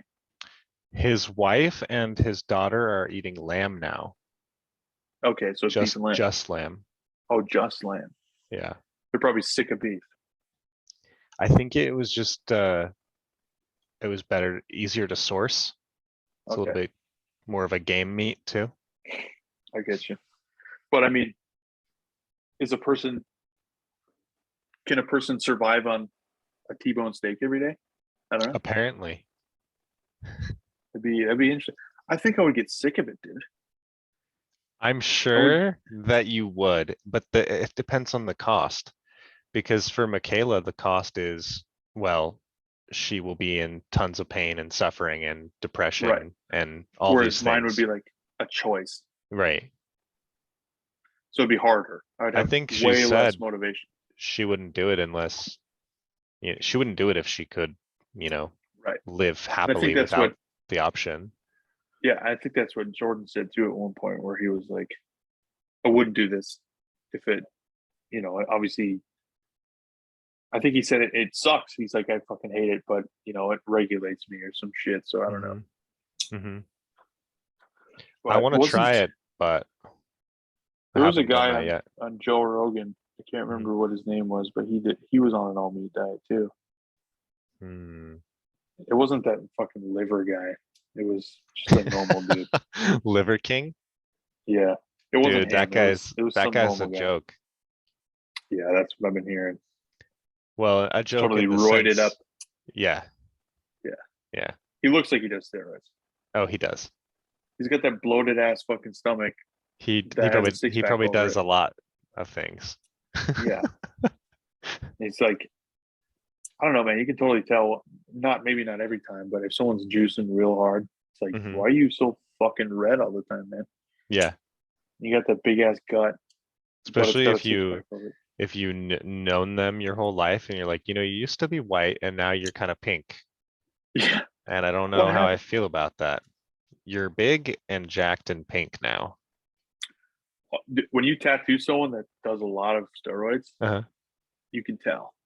Really? Uh, yeah, their skin's really fucking weird, and also this is coming from the client because he told me he did a bunch of steroids.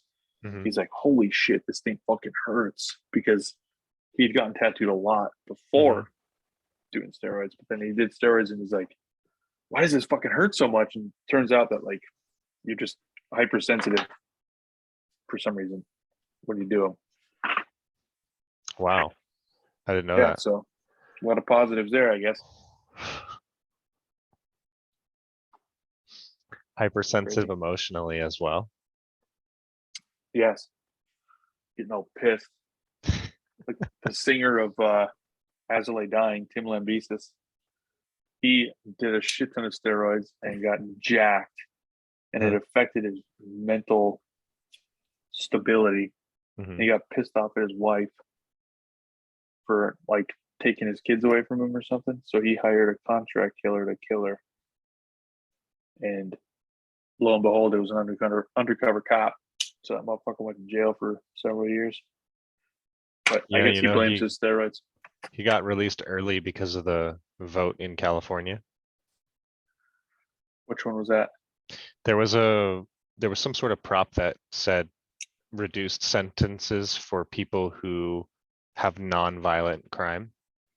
And his Interesting. crime was considered a non-violent crime, so he got released after 3 years when he should have been in for 6, I believe. Interesting. I Yeah. was wondering because when I saw Whitechapel, Hmm. fucking As I Lay Dying was there. Hmm. And I was like, that's crazy. You were just in jail. Yeah, I kind of followed him going in and out. And Okay. when he came out, they wrote that song. I think it's "Digging Your Own Grave," Okay. something like that. And the song's kind of like about redemption and like a new beginning and blah blah blah, right? And Gotcha. they had released this whole like 30-minute video of them talking about like their decision to move forward with Tim, that they believe that he's not the same person, and Gotcha. that whole Yeah, because I know that they thing. like said fuck off when that happened. Yeah.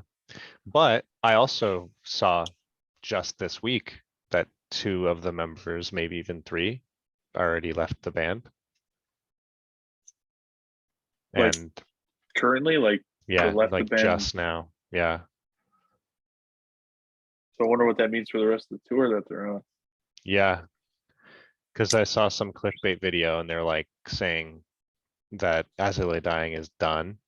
And I was like, what? And they're like, yeah, the guitarist left and then the clean vocalist just left while in the middle of the tour. And I was like, oh crud. I Like, wonder what happened. yeah, Huh. makes you really Well, it's, wonder. I wonder what like how soon after I saw them that happened. Well, because they I believe they started a side project called Woven War Yeah. after Tim went to jail. And Yep. the project never really got off the ground. And Okay. so there's a lot of people that speculate that they weren't able to make money, but Tim owns the name As I Lay Dying. Okay. And so if they work with Tim, then they go back under As I Lay Dying, and therefore like they're going to be more financially stable to go that route. And Right. so some people are thinking that they just did it because they weren't able to be musicians under Woven War Gotcha. But then IP. but then they got into it again Yeah, with As They Dying, and then maybe some shit happened. yeah. Huh. I wonder what's going on there. Interesting. Makes you wonder. Maybe In Tim other Lambesis is trying to news, kill some people again. right? Maybe he tried to kill them. Yeah. Maybe he tried to kill their wives. He's He's like, yo, like, guys, don't go home. she said what to you? Yeah. I'll Oh, take care of I it. got just the guy. It's the same Calls the FBI. same phone It's the same call. FBI guy. Yeah. What do you want, Tim? No, I can't do that. We already went through this. Stupid. Yeah, so that being said, I thought their recent music was pretty good. As Lay Dying. Yeah, I honestly haven't listened to it. I haven't done it. yeah, that song, "Digging My Own Grave" or whatever. I think it's good. I'll have to check that out. I don't. I'll look it up on the Spotify right now.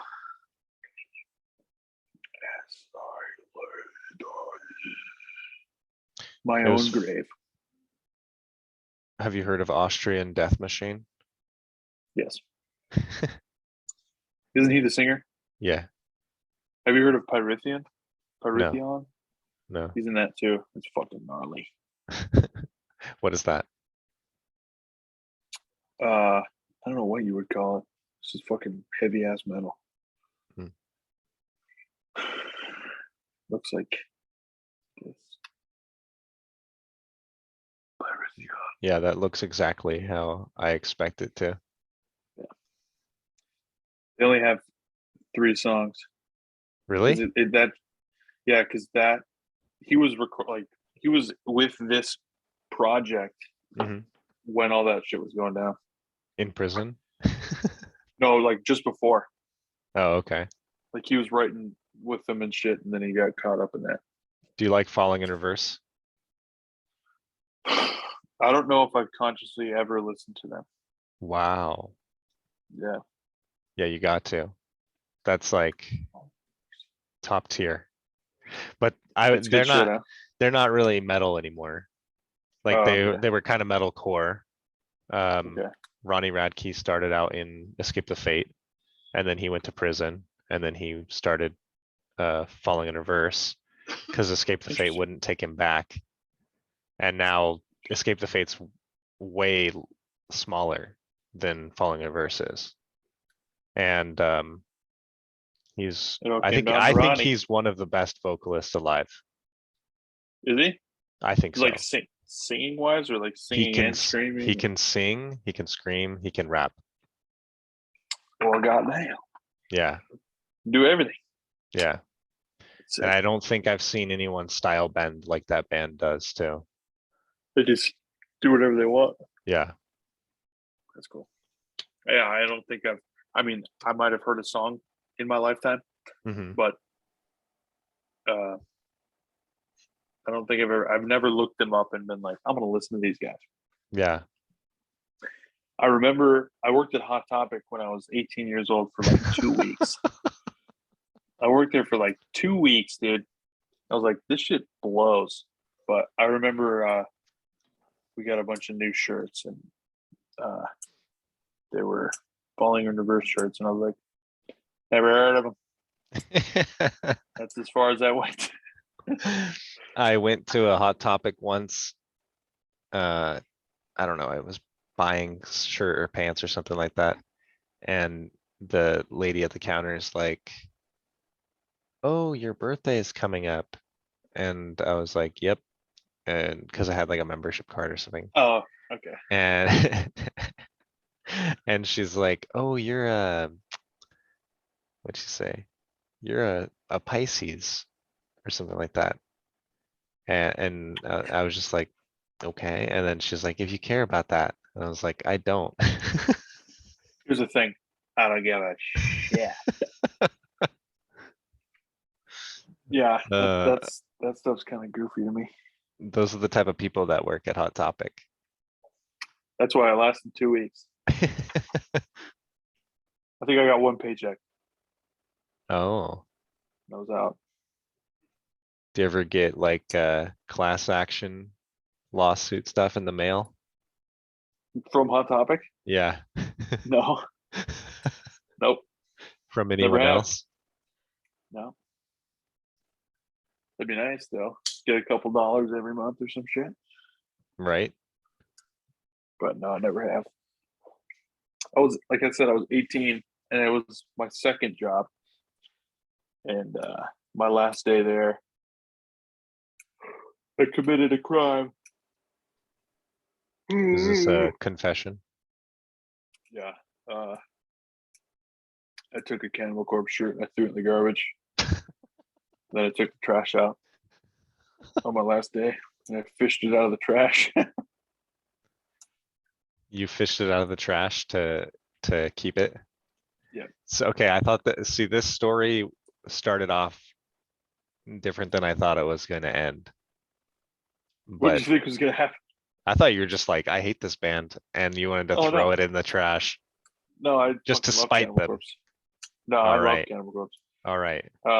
So I was like, I want this shirt, but in my hatred for this company, I won't pay for it. So I threw it in the trash, took out the trash, and I took it out of the trash. That's hilarious. Yeah, it's pretty cool. I was sweating bullets. She's like, "Oh, you come out the front." I was like, "Nah, nope. I'm gonna take it out the back." Because if I brought it out the front, then it would have fucking buzzed. Yeah. Had the little tag on there, but I ripped it out. So good times, man. I'm a criminal. Come get me. Yeah, I confessed a crime last podcast about Did you? yeah, I went to PetSmart, and they don't sell mice as feeders, Ah, even though they sell snakes that would eat them. right. Okay, so you can piece together how ethical that is. Yeah, But I got a mouse there, and they're like, "Oh, just so you know, I don't know what it is. I said nothing. There's something about the way I look, or what?" But they're like, "We don't sell those as feeders, right?" And I was like, yeah. "Yeah, of course not." And then I'm I a went, mouse guy. I love mice. "Yeah, like why are you saying that?" I don't look like I like mice. What do you mean I And don't like so mice? I went to the cash register, and they're like, "Oh wow, what a great little mouse." And I was like, "Yeah, it's a gift." And then they were like they were like, "Oh, you can't sell them as feeders." And I was like, "What?" I'm like, two people are assuming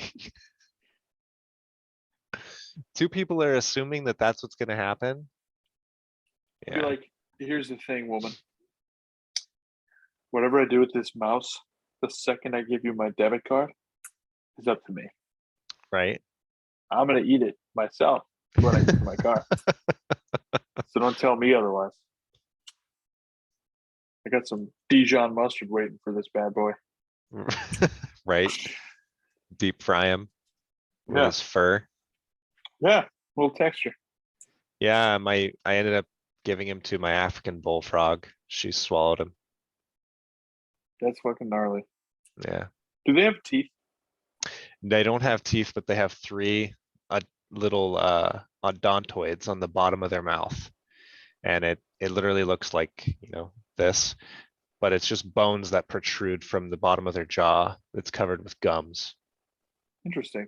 Yeah, What do they do with those things? that's how they grip their prey. Those three little Interesting. odontoids. Huh. Yeah. That's gnarly. I was just house sitting for a guy who lives on a lake, and there was a shit ton of bullfrogs there. Really? They were like, man, it sounded like an orchestra of bullfrogs. But those are American. Yeah. So Those are much they're like, smaller. hey, how's it going? Instead of the traditional. The You sound Canadian. Yeah. Well, Yeah, what is an African bullfrog? Does it sound crazy? you know what? She never croaked until she Huh. croaked Huh. Oh, because she she's like, died. wah. Oh, she croaked. Well, she croaked. Oh no. Yeah, because what actually happened is she got a prolapse. Oh shit. Yeah, and I tried to fix it. Um, they say you're supposed to put them in like sugar water. It causes it to like shrink up and go back in, Right. but it wouldn't go back in. So I ended up taking her to a vet like an hour from here because no one locally treats bullfrogs Right. or frogs at all. And honestly, I shouldn't have even done that because how many bullfrogs have they worked on? Right. Probably none. Yep. And so, yeah, it cost me like $400 and they like basically just shoved it back in and like put a suture on there. Damn. And uh, then I don't know. The problem is like I fed her that same day when she originally had the prolapse, so she had something in there, and I think that she just couldn't like she was all stuck up. She couldn't pass it. Yeah, and Yeah. so I just had her in water, and then she started convulsing as like one of the days that she was recovering, and she's like couldn't keep herself above the water, and she was like Oh shit. drowning. And so I pulled her out of the water, and her body was like completely limp, and Oh and shit. she was like super exhausted. And when I put her back in the water, she like I could see her like she like had anxiety about it, like 'cause she Right. wasn't able to like stay above the water. Right. So I was like, damn, I don't know what to do. So and I had actually just taken the suture off myself the day Yeah. before. I Right. had my roommate held her down while I cut the suture, and so she was fine, but there was something on the inside that just wasn't right, and so I put her down uh, Gotcha. like the following day. Yeah. You just see that she was suffering. Yeah, like That sucks. what am I gonna do? Yeah. And now That she's in sucks, a man. jar. Is she really? Yeah, I got her right here. Actually, let's see. Damn. Yeah, it's a Huge. big girl, That's sick. and yeah, Damn. I I've done a few embalmings before, so I just did it like a week after, and the males are way bigger. They're like twice that size. Holy shit. Yeah, and when I got her, she was supposed to be a male, but Interesting. when I, after I by the time I was pretty sure that it was a female, I had messaged the company that I bought it from, and I was like, "Hey, you guys sent me a female, not a male," and I ordered a male, and they were like, "Sorry, we can't tell the gender at that age." And I was like, "But you sold it at that age as a Yeah. male." Yeah. And then they never replied. Does does a male cost more than a female? No. Okay. Well, But still. honestly, I don't remember. But either way, the fact that you're labeling it, yeah, this is a male, because you expect me to be dumb and never figure it out. Right. Like, The oh, they thing, don't. yeah. Which honestly, in most cases, when people buy frogs and snakes and lizards, they're buying them for kids, and they're Right. never gonna know. Right. But in this particular case, it's me, and yeah, I want to know. yeah. Sense. Frogs. So yeah, Oh yeah, dude. I've had a Never owned a frog before. I've had a lot of different animals. The weirdest ones, probably centipedes. Oh yeah. I remember. I think you posted some videos a while back. Oh yeah, I yeah. think. Yeah, that was pretty sick.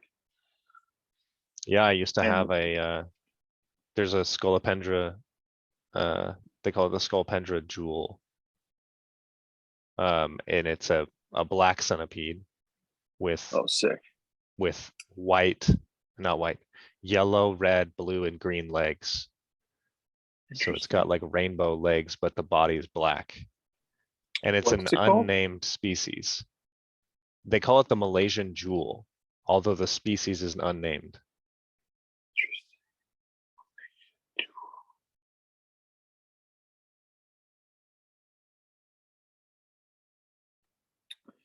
Oh damn, that's sick. Yeah. Damn. So like bluish, And greenish. an acquaintance of mine, Michael Dixon, he sold it to me, and he's been bitten by him, and he said that he thinks that the venom is acidic, so it's flesh eating. Holy shit. Because when he got bit by it, he had a little bit of a flesh eating reaction to it, Huh. and he's been bitten by so many different centipedes, so he thinks that it would have been much worse if he didn't already have a high tolerance to it. Right. Like his So body's used to it. yeah, I also had like the largest centipede species in the world, the Scolopendra galliponeses, and I had her for a few years, but she I'm passed looking away. that up right now. Damn, that's fucking huge. Yeah,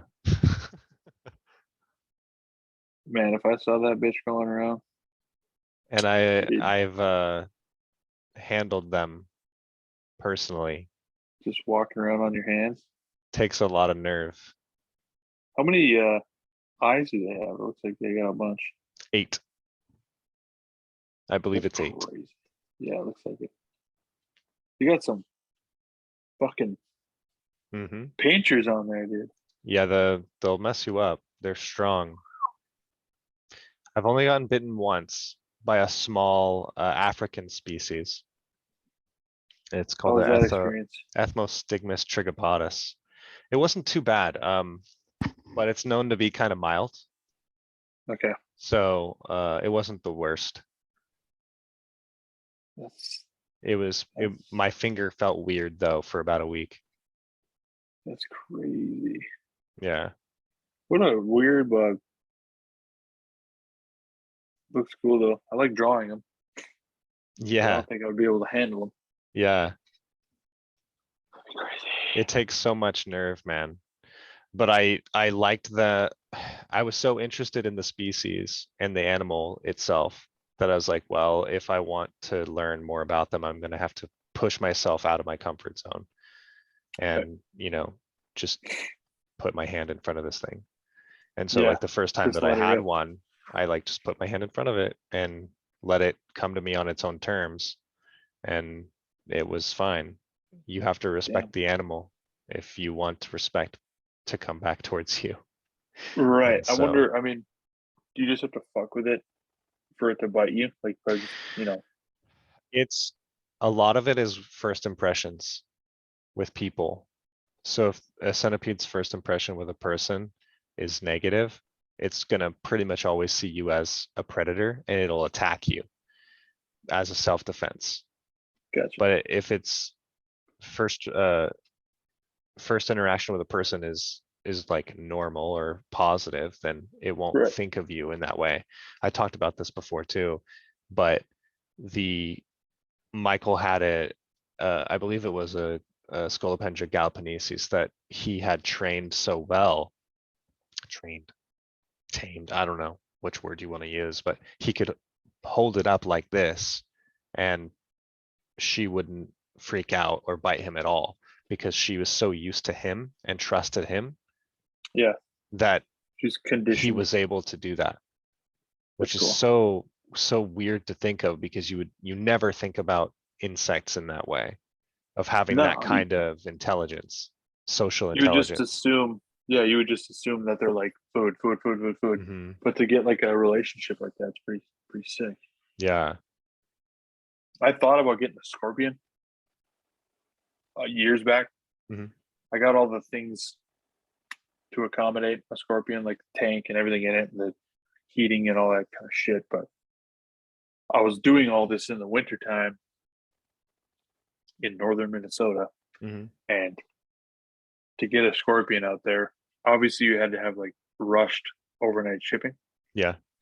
And I was like, God forbid, I'm working a little bit longer that particular day. I don't want to come home to a dead Yeah. ass scorpion. Yeah. So I waited until spring or until it was warmer, and by then my life had already changed a bit, so it just never happened. They're pretty easy. I have two right now. Sick.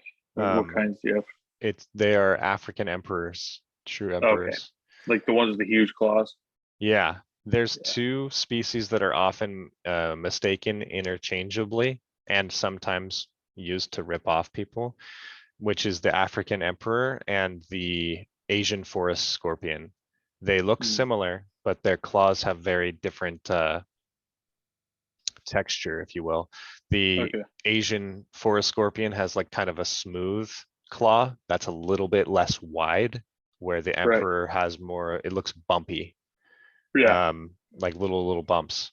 And so the emperor has kind of fallen out of the trade recently, and so they're more expensive. Like you'd have to get them for like 50, 80. And the Asian forest scorpion you'll see for about 20 bucks at like any pet store right now. Oh, okay. So I've gone to pet stores and they've had them as labeled as emperors when they're Asian and vice Oh, versa. So interesting. that's obviously problematic because if you if you kind of know what you're talking about and you're like, wow, I want an emperor scorpion, and you see the prices of them online, you might go to PetSmart or something and be like, wow, they're way cheaper here, and buy it there and think that you have a true emperor, and you don't. You have Yes. an Asian forest scorpion. And so if Are you they don't have both the like? Are they like? Is one more risky to own than the other? Asian forest scorpions have a worse temperament. So Interesting. Yeah. Well, so yeah, emperor, that leads into an issue too. yeah. So emperors are definitely more chill, and you can just kind of like hold them. It's so easy to hold them. They're so chill. Right. My first my first emperor scorpion I had when I was 19. It was like my first pet. Yeah. Um, I actually have him framed up here. Um, That's cool. but I could I could pick him up at any time. He never, you know, never was try to pinch me or sting me or anything. It also Interesting. takes a ton to get an emperor to sting you, like way more than you'd think, to aggravate them enough to get them to sting you. But Interesting. um, the Asian forest scorpions are a little bit more likely, but they're also a little bit more pissy just in general. They're they're they're just like less into anything. Right. I Is had it a true that? Is it true that like generally a scorpion with like smaller claws will have a more vicious sting? it's not generally true. I there is that theory that or that saying it's like if it has smaller claws that the sting is worse. I would Yeah. say it there's no like general rule that fits all species. Because if you look at Gotcha. the Death Stalker is the most venomous scorpion in the world. It looks kind of normal. It looks it looks kind of like a bark scorpion. Death It's got like Stalker. the claws aren't super big, the tail's not super big. Oh yeah. Doesn't It look looks, crazy, it's right? got a cool color to it. Hmm. But yeah, it looks like Now, a normal ass scorpion. now the one that's interesting is like the second most venomous one. It's, I don't know if it's second, maybe it's second, third, or fourth, but it's the Egyptian yellow fat Egyptian tail. Egyptian yellow fat tail scorpion. yellow. I'm typing with one hand like an idiot. Okay, there it is.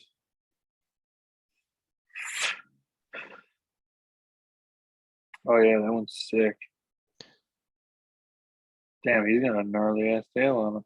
Yeah, so that tail, that's gonna kill you. Really? Yeah, so the Like Death you're Stalker and that one can kill you. fuck. Oh, you can buy one for $53. You can. This is also what's wild. I've been saying this for years, is that I've always wanted to have piranhas. Yeah. And I was like, oh, I want piranhas, but they're illegal in California. But I can buy a scorpion on the internet right now that can kill me. Yeah. What the fuck is that about? Yeah. So These that's tails the are huge. yeah, that's the species that I got tattooed on me actually. Oh hell yeah, dude. That's sick. Yeah, like right here. Oh fuck yeah. Sick. Yeah. Didn't you just get that? Yeah, February. Sick. Yeah. That's fucking tight. Oh, hold on a second. Hmm.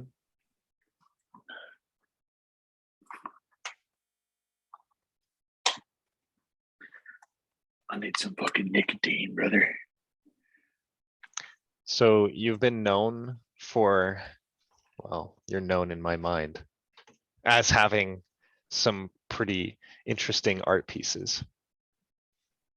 In my possession? Yeah. Yeah, I do. I have some pretty sick ones. A lot of them are I brought to my to where I work, but Hmm. I'll show you this one.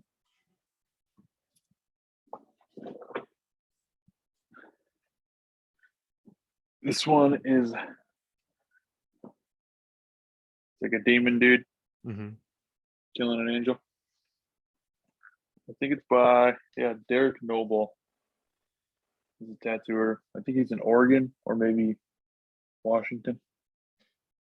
And I have Elliot Wells up there. It's like a knight, and then I have I think his name's Jacob. He goes by Hollow Priest. He does like really high contrast, like super creepy shit. I got that above my bed. But everything else, all my cool shit's at the shop, unfortunately. But otherwise, I would show you. But So I do like collecting some good shit. it's all I guess how I would depict it as is dark, demonic, and has religious undertones. Not all of them, but yeah. I mean, all of them are dark and creepy and whatever, but the Yeah, religious part, right, right. give or take. Yeah. So what draws you to that kind of art, or do you know if there's any like reason? After all, you are author of Plagues. I am. I am the author of life. Honestly, I don't know, man. I don't know what draws me to it because it always has. Hmm. Like, I remember one of the first things that I consistently drew over and over again when I was young, uh, like 6, 7 years old, was an alien, like a typical alien. Hmm. Uh, he's wearing a button-down shirt and camo cargo pants, and he was holding a massive bloody chainsaw behind his back, and it had just Mm, blood fucking everywhere. And I was drawing that when I was under the age of 10, that's wild. and yeah, and a lot of shit like that. And my mom, I at one point was like super worried about it. She's like, I don't know what she was thinking. She was probably assuming like, oh shit, I got a serial killer for a son because I'm drawing super gory shit. I don't know, but I've always done that. And then I've always been into horror movies and stuff. Hmm. Did Um, you have exposure to horror movies when you were young? yeah, my oftentimes it was like without my parents' consent. Mm. I'd go to my buddy's house. We'd go on, I forget what network it was, but they always had like B horror movies or like just older horror movies. I think we watched like Poltergeist and all that kind of shit on there.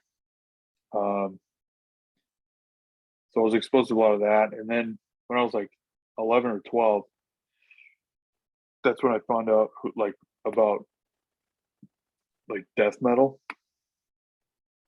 and I started listening to like Cataclysm, which is a Canadian metal band, and then obviously like Cannibal Corpse and Morbid Angel and shit at a really, I would say, objectively young age. And I think all the themes of like what they're talking about, and then you got the album covers and all that kind of shit on top of all the horror movies I've seen, and then that preloaded creepy shit I like to draw has just drawn me towards this kind of stuff. And I would assume that's probably a similar situation to most of these guys. Like, why do they draw what they draw? I don't fucking know. It's probably just a fascination with, if it's religious, maybe it's just a fascination with Christianity and like, what was it actually? If it was like real, Hmm. what was going on? You know, um, but I feel like that type of artwork it's literally always been around. There's always been the really creepy artists out there that, well, the artists themselves aren't creepy, but what they're producing is creepy. Well, some of them were. Yeah, like Hmm. Gustav Dore, Hmm. whatever. He does those like uh engravings. He did like Dante's Inferno in the King James Bible and Paradise Lost and all that. Mm. That dude's super talented. Made some. He read the shit and came up with imagery in his head, and half of it is horrific. And it's it'd be interesting to get inside that guy's head and be like, what inspired you to create that? Where did you pull that out of? Because you're not listening to death metal because it's 1910. It doesn't Yeah, exist. So like, what are a your lot of those. inspirations? I think a lot of those guys, especially in the Renaissance, they're writing from their imagination, from what they read in biblical Yeah, text. like how bad was it? When you're reading Revelations and shit, it's like, Hmm. what does that look like? I'm gonna try to replicate what the words mean into And an image. that's everything that you're talking about in that context is fascinating to me. Like, Absolutely. if what these people were describing is true, what does that look like? In real life. Yeah, Like, have you seen pictures of like seraphims and all that shit? yeah, Like actual angels? yes, yeah. How horrifying those things are. Hmm. Like you look at it and you're like, oh, that's beautiful. Yeah. It's a bunch of wings and shit. But imagine 2,000 years ago now, uh, just hanging out in the middle of the fucking desert. And I read that portion of the Bible where they're describing the angels, Hmm.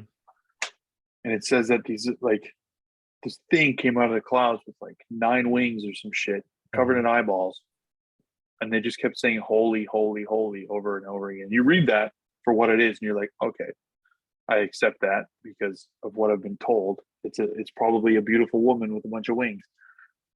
But you draw or create literally what it says in the pages, and you're like, how fucking horrifying would that be to be just sitting there in the middle of the desert?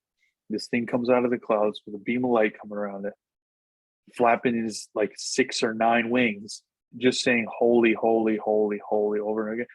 What does that sound like? Hmm. Like, can you imagine? They probably thought it was saying the word "holy," but what if it was a fucking alien saying like, he's just like "holy, holy," like horrifying, dude. It's like a fucking nightmare. Yeah. And like the other ones, what are they called? The it's another something fim, like a Nerafim or so. I don't fucking know, but Cherubim. nah, maybe I don't know. But like it's a bunch of rings, Hmm. like I know what you're talking around about. covered in eyes. Yeah. It's scary as hell. I Yeah. wouldn't praise that thing. I'd be running from it. Nuts. But I think all this artwork, dude, it comes from people's imaginations because there's people out there that are fascinated with butterflies and rainbows, and then there's the people that are fascinated with death and what happens after you die. So they put it down on paper. Here's a It's question crazy. for you. Have you had any supernatural experiences? Nothing substantial. When I lived in Minnesota, um, the house is pretty old. It was built in, I think, 1902. Hmm. And two things happened in the house. One time, I was home alone. My dad was somewhere else, and my sister was at a friend's house. It was like 1 a.m. And I left the hall light on outside of my bedroom, which is at the top of a staircase, probably for my sister, so she didn't come to a dark house, because I knew she was coming home eventually. But our staircase had a very particular set of sounds to it, like a very specific set of creaks. Like the third stair had a creak to it. The fifth, it's a sound you get used to. And I was laying in bed, and I thought I heard something downstairs, and I was like, "Oh, my sister's probably home or something," and she was not. And generally, when someone would go up the stairs, it'd be at a certain tempo. It'd be like step, Hmm. step, step, step, step. But this time, I heard the particular creaks of the stairs at a very slow pace. And I was like, what the fuck is that? And I just kept hearing it like someone was coming up the fucking stairs, like a step, and then another step, and then a creak. And I'm like, holy fucking shit. Someone's on the staircase right now. I don't know who it is. This is horrifying. And the hall light is on. It's right outside my door. So if anyone is standing outside my door, like you'd be able to see a shadow Hmm. under the door. And then the last creak that you hear is like the second or third step from the top. And I heard it. And I'm sitting up in my bed looking at the fucking door at the bottom to wait to see a shadow of someone's feet. And nothing showed up. And I was like, what the fuck? And I didn't hear them again. Like whatever it is or whoever it was didn't go back down the stairs. And I'm just staring at the door, like frozen, like waiting to see something, not hearing anything, freaking the fuck out in my head. And eventually I was like, I yelled at the top of my lungs because I was scared. I was just like, get the fuck in here. Because I was like, if you're gonna do it, fucking do it, man. Like if it's a home invader or some shit, like just come in here and kill me already. Yeah. So that was my means of dealing with it. But nothing happened. And I sure as hell did not open that fucking door the next morning. Well, I eventually fell asleep, but I don't know what it was. I told my sister about it. She was freaking the fuck out. Um, the second thing that happened was we had a window right in front of the kitchen sink, and there was a candle on top of a little glass dish. And I was sitting watching TV at night. It was probably 10 or 11, home alone again. And I heard like a crash and then a break from the kitchen. I was like, what the fuck is that? The window in front of the sink is closed. It was like stuck closed. It was like painted closed. You couldn't open it. Right. And I go in there, and like the candle is in the sink. There's a chunk of broken glass on the edge of the counter away from the window. And then that little glass dish is in pieces underneath the table in the kitchen. So that dish, without the window being open, went to the edge of the counter under the table. And I have Mm. no idea how. You would assume that maybe the window closed and hit the dish and it kicked it out, but the window was already closed, Hmm. never been opened. So that was horrifying. Like what did that? But those are the only two things that I remember in that house, which was fucking creepy. We actually went to a notorious haunted cemetery out there once in the middle of nowhere. It was really old, so it was way off the beaten path. There's a huge metal gate to get in there. When we drove up, the metal gate was open. We were the only people in there because it was in the middle of the night again. And there was this huge like crucifixion scene at the very end of the cemetery. Like there's this like life-size cross with Jesus on it, like a porcelain or whatever, like a white statue thing. And then there's like a couple other statues, like whether it be his apostles or whoever else. But we went there. We're hanging out, sitting around. I had Ghost Adventures was huge, so I had my little recorder, trying to get maybe some voices or something. And we're sitting there, and everyone's all being all calm and like, all right, if you're here, like say something, blah blah blah. And the same way I reacted in my bedroom, I kind of freaked myself out. So I was like, come on, you fuckers, like fucking do something. They're trying to be like offensive to try to get a reaction. And we hear the fucking gate close. We just like,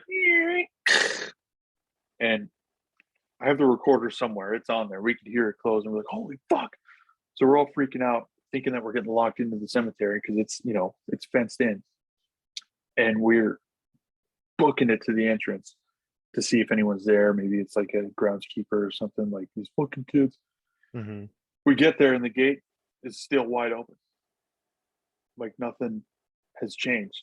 So we're like, what the fuck was that noise? Because it sounded like a huge metal gate, and there's a huge metal gate at the entrance to the cemetery, which is in the middle of nowhere. So I don't know what that was either. It's pretty crazy. What do you think it is? I don't know, man. Maybe it's a fucking ghost trying to freak us out, some paranormal shit, or maybe it's something from the fourth dimension, man. Maybe we're overlapping realities or some shit. I have no idea, but it's crazy. I should also mention that in my house that I grew up in, the previous owners had owned the house, I think, since maybe like the 30s or the 40s. Mm-hmm. And the elderly woman that lived there actually died in the house. I don't know what it was from, maybe just, old age or something, but I guess she died like in her bed in that house. Mm-hmm. So my sister and I were always convinced that the house had a little bit of a haunt to it, given all those things that happened in there. But I don't know. I mean, I'm not one to say that ghosts aren't real because you can't prove me otherwise. So I don't fucking know, man. It's very intriguing shit, though. I don't subscribe to the idea that paranormal activity is ghosts in the sense that a ghost is someone who died and who's stuck here and wants to get quote unquote revenge on whoever. Right. I've always seen it as demonic, Okay. and I've heard so many people's stories about different paranormal activities that have happened to them and this, that, and the other thing. And I know that the Bible says that I think it says Satan can come as an angel of light Yeah. and be any form that he wants. And so I kind of think about that a lot when it comes to the paranormal things that happen to people, or people that are like, oh, I saw my grandma. Like, I Right. don't think it's your grandma. You think it's like some sort of trickery Yeah. in the eyes of like a demonic force? Yeah. That's a good point, because every time someone has some sort of paranormal experience, it's almost always could be deemed as like a negative thing. Like Right. with the staircase thing, you could argue that like a peaceful entity wouldn't fuck with me like that, Mm-hmm. it's it would make more sense for it to be some sort of mischievous thing, like, ooh, what can we do to fuck with this kid? Like Yeah. let's scare him. You know what I mean? It's And same thing always with that. the dish. Yeah, it's Yeah. always something like Yeah. creepy. Like why did the gate get like why did we hear the gate close? Was that's not a peaceful thing. Like oh you're fucking locked in here now. Hmm. It's a I don't know. It's the work of And a I've trickster. also seen, or I've heard stories about this type of thing where they mimic the sound when nothing's actually happening. Right. Like the sound of cabinets or doors closing and slamming, but those things aren't happening. But you'd Like the swear that it stairs. was happening. Yeah. Right. Like the creaking of my staircase. Yeah. Uh it's always something like that. Like I could have swore that I heard Hmm. this or that, or I saw this or that, and it's always a negative thing. Like I Yeah. saw a guy standing in the woods or some shit. It's Yeah. always something creepy like that. Have you So that makes had, sense. have you heard of sleep paralysis? Yes. Or like any time people would see the shadow man? Yeah, I had that happen to me once before I knew what sleep paralysis was. Hmm. Um, I didn't see like a after reading about it. People say that they always see like a shadowy figure in the corner of the room type of thing. But I don't know what it was. Maybe I was waking up in the wrong way, but I fell asleep on my couch with like my arms crossed. I was just napping, Hmm. and I realized that I was asleep, like I was dreaming maybe, and it was almost like a lucid dream where I was like aware that I was sleeping, but I was trying to fucking wake up. Um, the weird part about it was that like I saw my house from my perspective of being on the couch, Mm. but it was almost like my house was completely decrepit, and there was like a haze in the house, and it was just overall creepy. A good way to describe it is like, in the show Stranger Things, like the Upside Down or whatever it's called.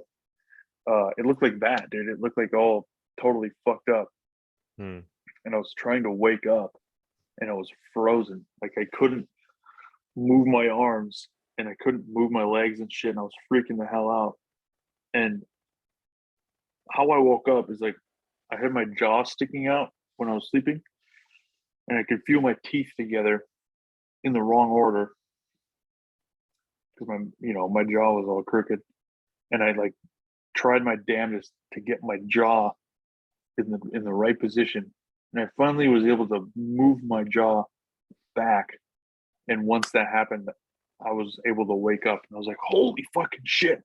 And my sister was sitting right there watching TV and she's like, what's going on? And I told her what happened. She's like, it's fucking crazy.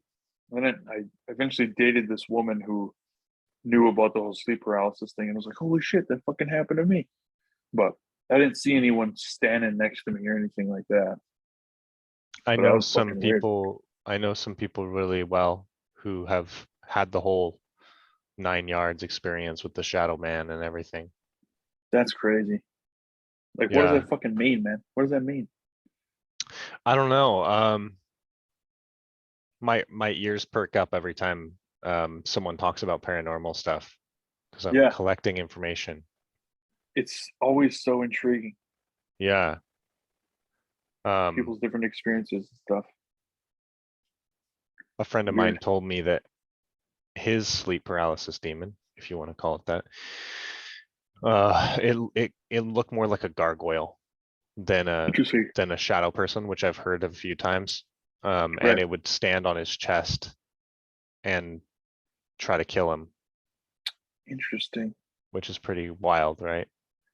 That So is much fucking so weird. he was so terrified on a regular basis that he bought a tattoo gun off the internet and he tattooed a cross in the center of his chest. Jeez. Must have been fucking horrifying then for him to go to that length. Yeah.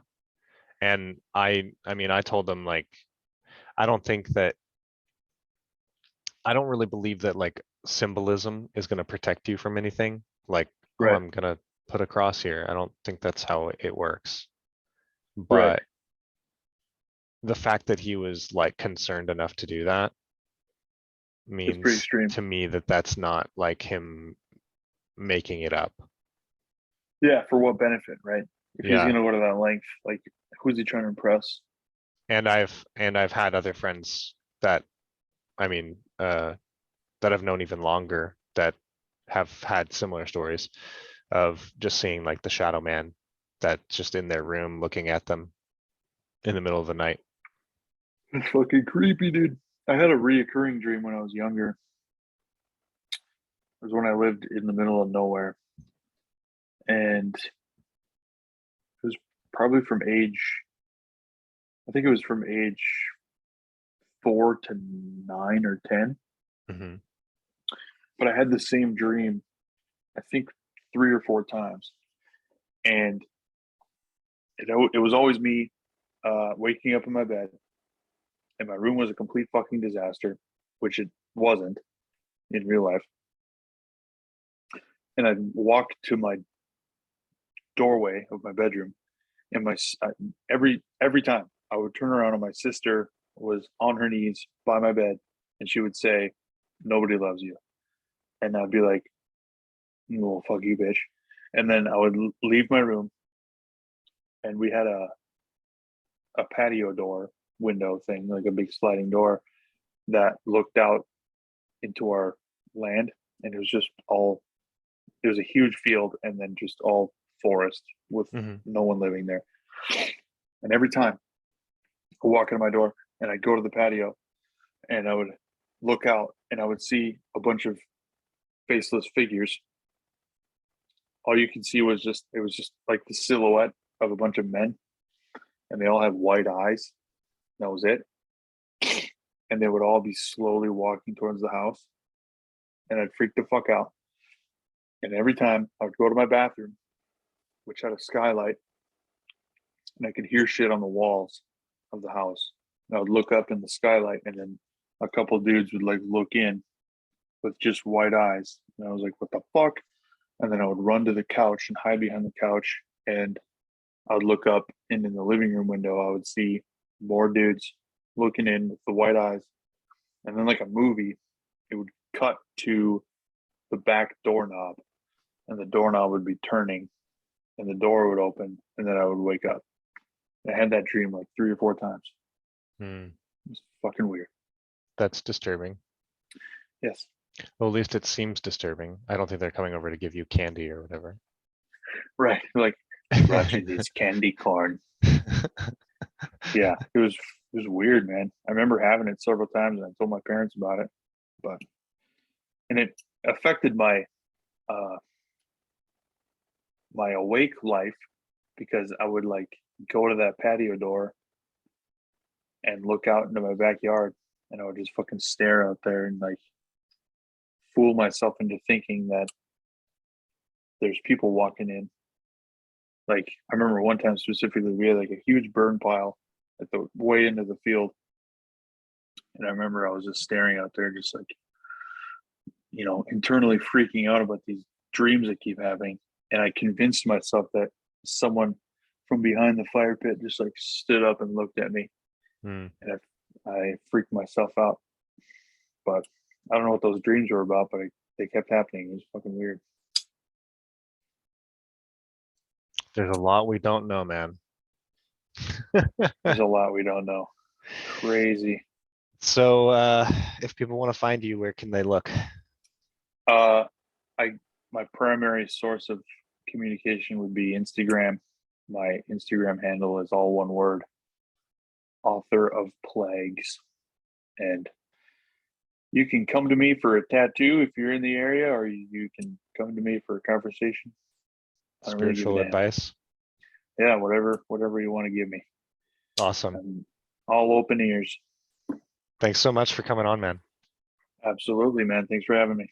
It was great. It sure was. We never stopped talking.